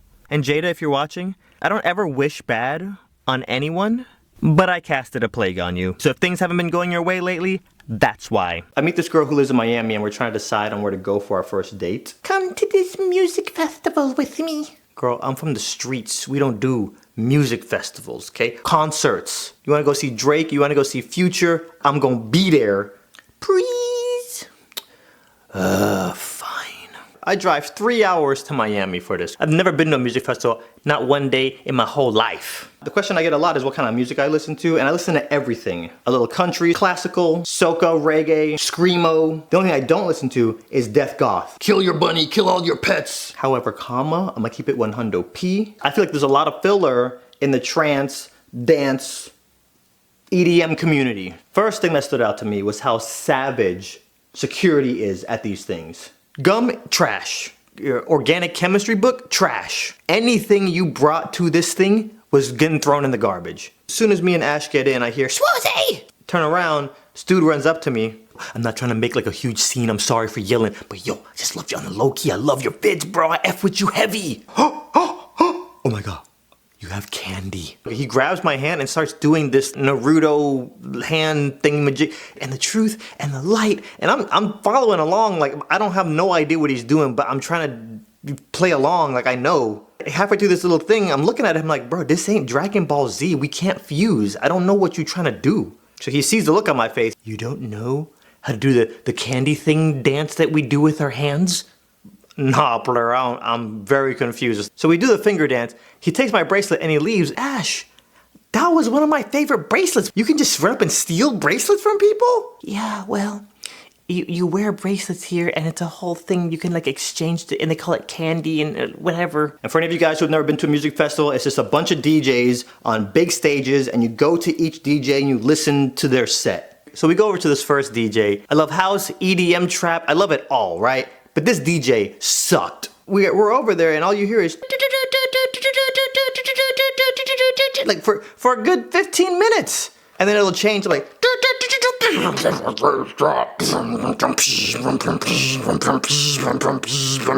I need more than that. You know what I'm saying? As all this is going on, I'm just looking around because at this point I'm just people watching, okay? We start walking to see the next DJ and I see this topless guy with a book bag. He turns left, says something to a girl, turns right, says something to a girl, and these girls are just like giggling and they keep walking. So as me and Ash get close to him, he looks at Ash and he's like, hey, you wanna make out? Nah, I'm okay, but thanks for the offer. We get to the next DJ set and it's the same. And half these DJs up there look like they're just pressing play. That DJ did play one good song that he turned me on to. It was this Tetris remix. And now we gotta talk about food because that's a whole nother lituation in itself. It's $20 for a burrito and $15 for a Red Bull. This is like elementary school cafeteria quality food. So now me and Ash are sitting in the grass like peasants eating this $55 slice of pizza. I'm not gonna lie, Ash is a pretty girl, so guys are constantly coming over and just talking to us. These two British guys came up to us. I don't know how they kind of broke the ice, but there was one of those British guys that kept saying, he had like a little catchphrase. He kept saying, "Not in my section." I was sitting there listening to Diplo, and then this guy bumped me, and I mean, it's all up in my section. It's not in my section, mate. We were listening to this DJ, and this guy tried to skip me, and I was like, not in my section, mate. So we finished eating and like, okay, we'll stay out of your section, bye. We start walking to the next set and Ash goes, okay, we're gonna go see Benny Benassi. Guard your phone, cause people be stealing phones. Ash takes me to the next DJ and it's Benny Benassi. I didn't even know he was gonna be here, but I love Satisfaction. We get there, he's doing his set, so then he stops and he's like, that's it, thanks for coming out guys, bye! So as he's walking away, everybody's like, one more song! One more song! He puts his hand to his ear like, one more? You want me to do one more? Okay! And then everybody starts chanting, Satisfaction! This man doesn't play, he plays some random song, not Satisfaction. Y'all, I was done. I stood here for an hour to listen to you play license-free music from pawn5.com, bro. I'm out. Right, it's starting to get dark. We're gonna go see the next DJ. This guy runs up to me, starts waving his fingers in my face. He's got like the glowing fingertips. He's like, and he runs up to the next person and starts waving his fingers. And I'm like, Ash, what was that guy doing? Well, when you're really high and people do that to you, it looks really cool. How you know? You know that feeling you get when you're out and you're being social and that voice in your head is just like, go home now, drop everything and just go home? Yeah, that voice is starting to jump up in my head, like my feet are hurting, my back hurt, everything hurts. I turn to Ash, I'm ready to go. One more set, we just said one more set and then we can go. We're at this last DJ set and I swallow, it looks like this dude is just turning the same knob.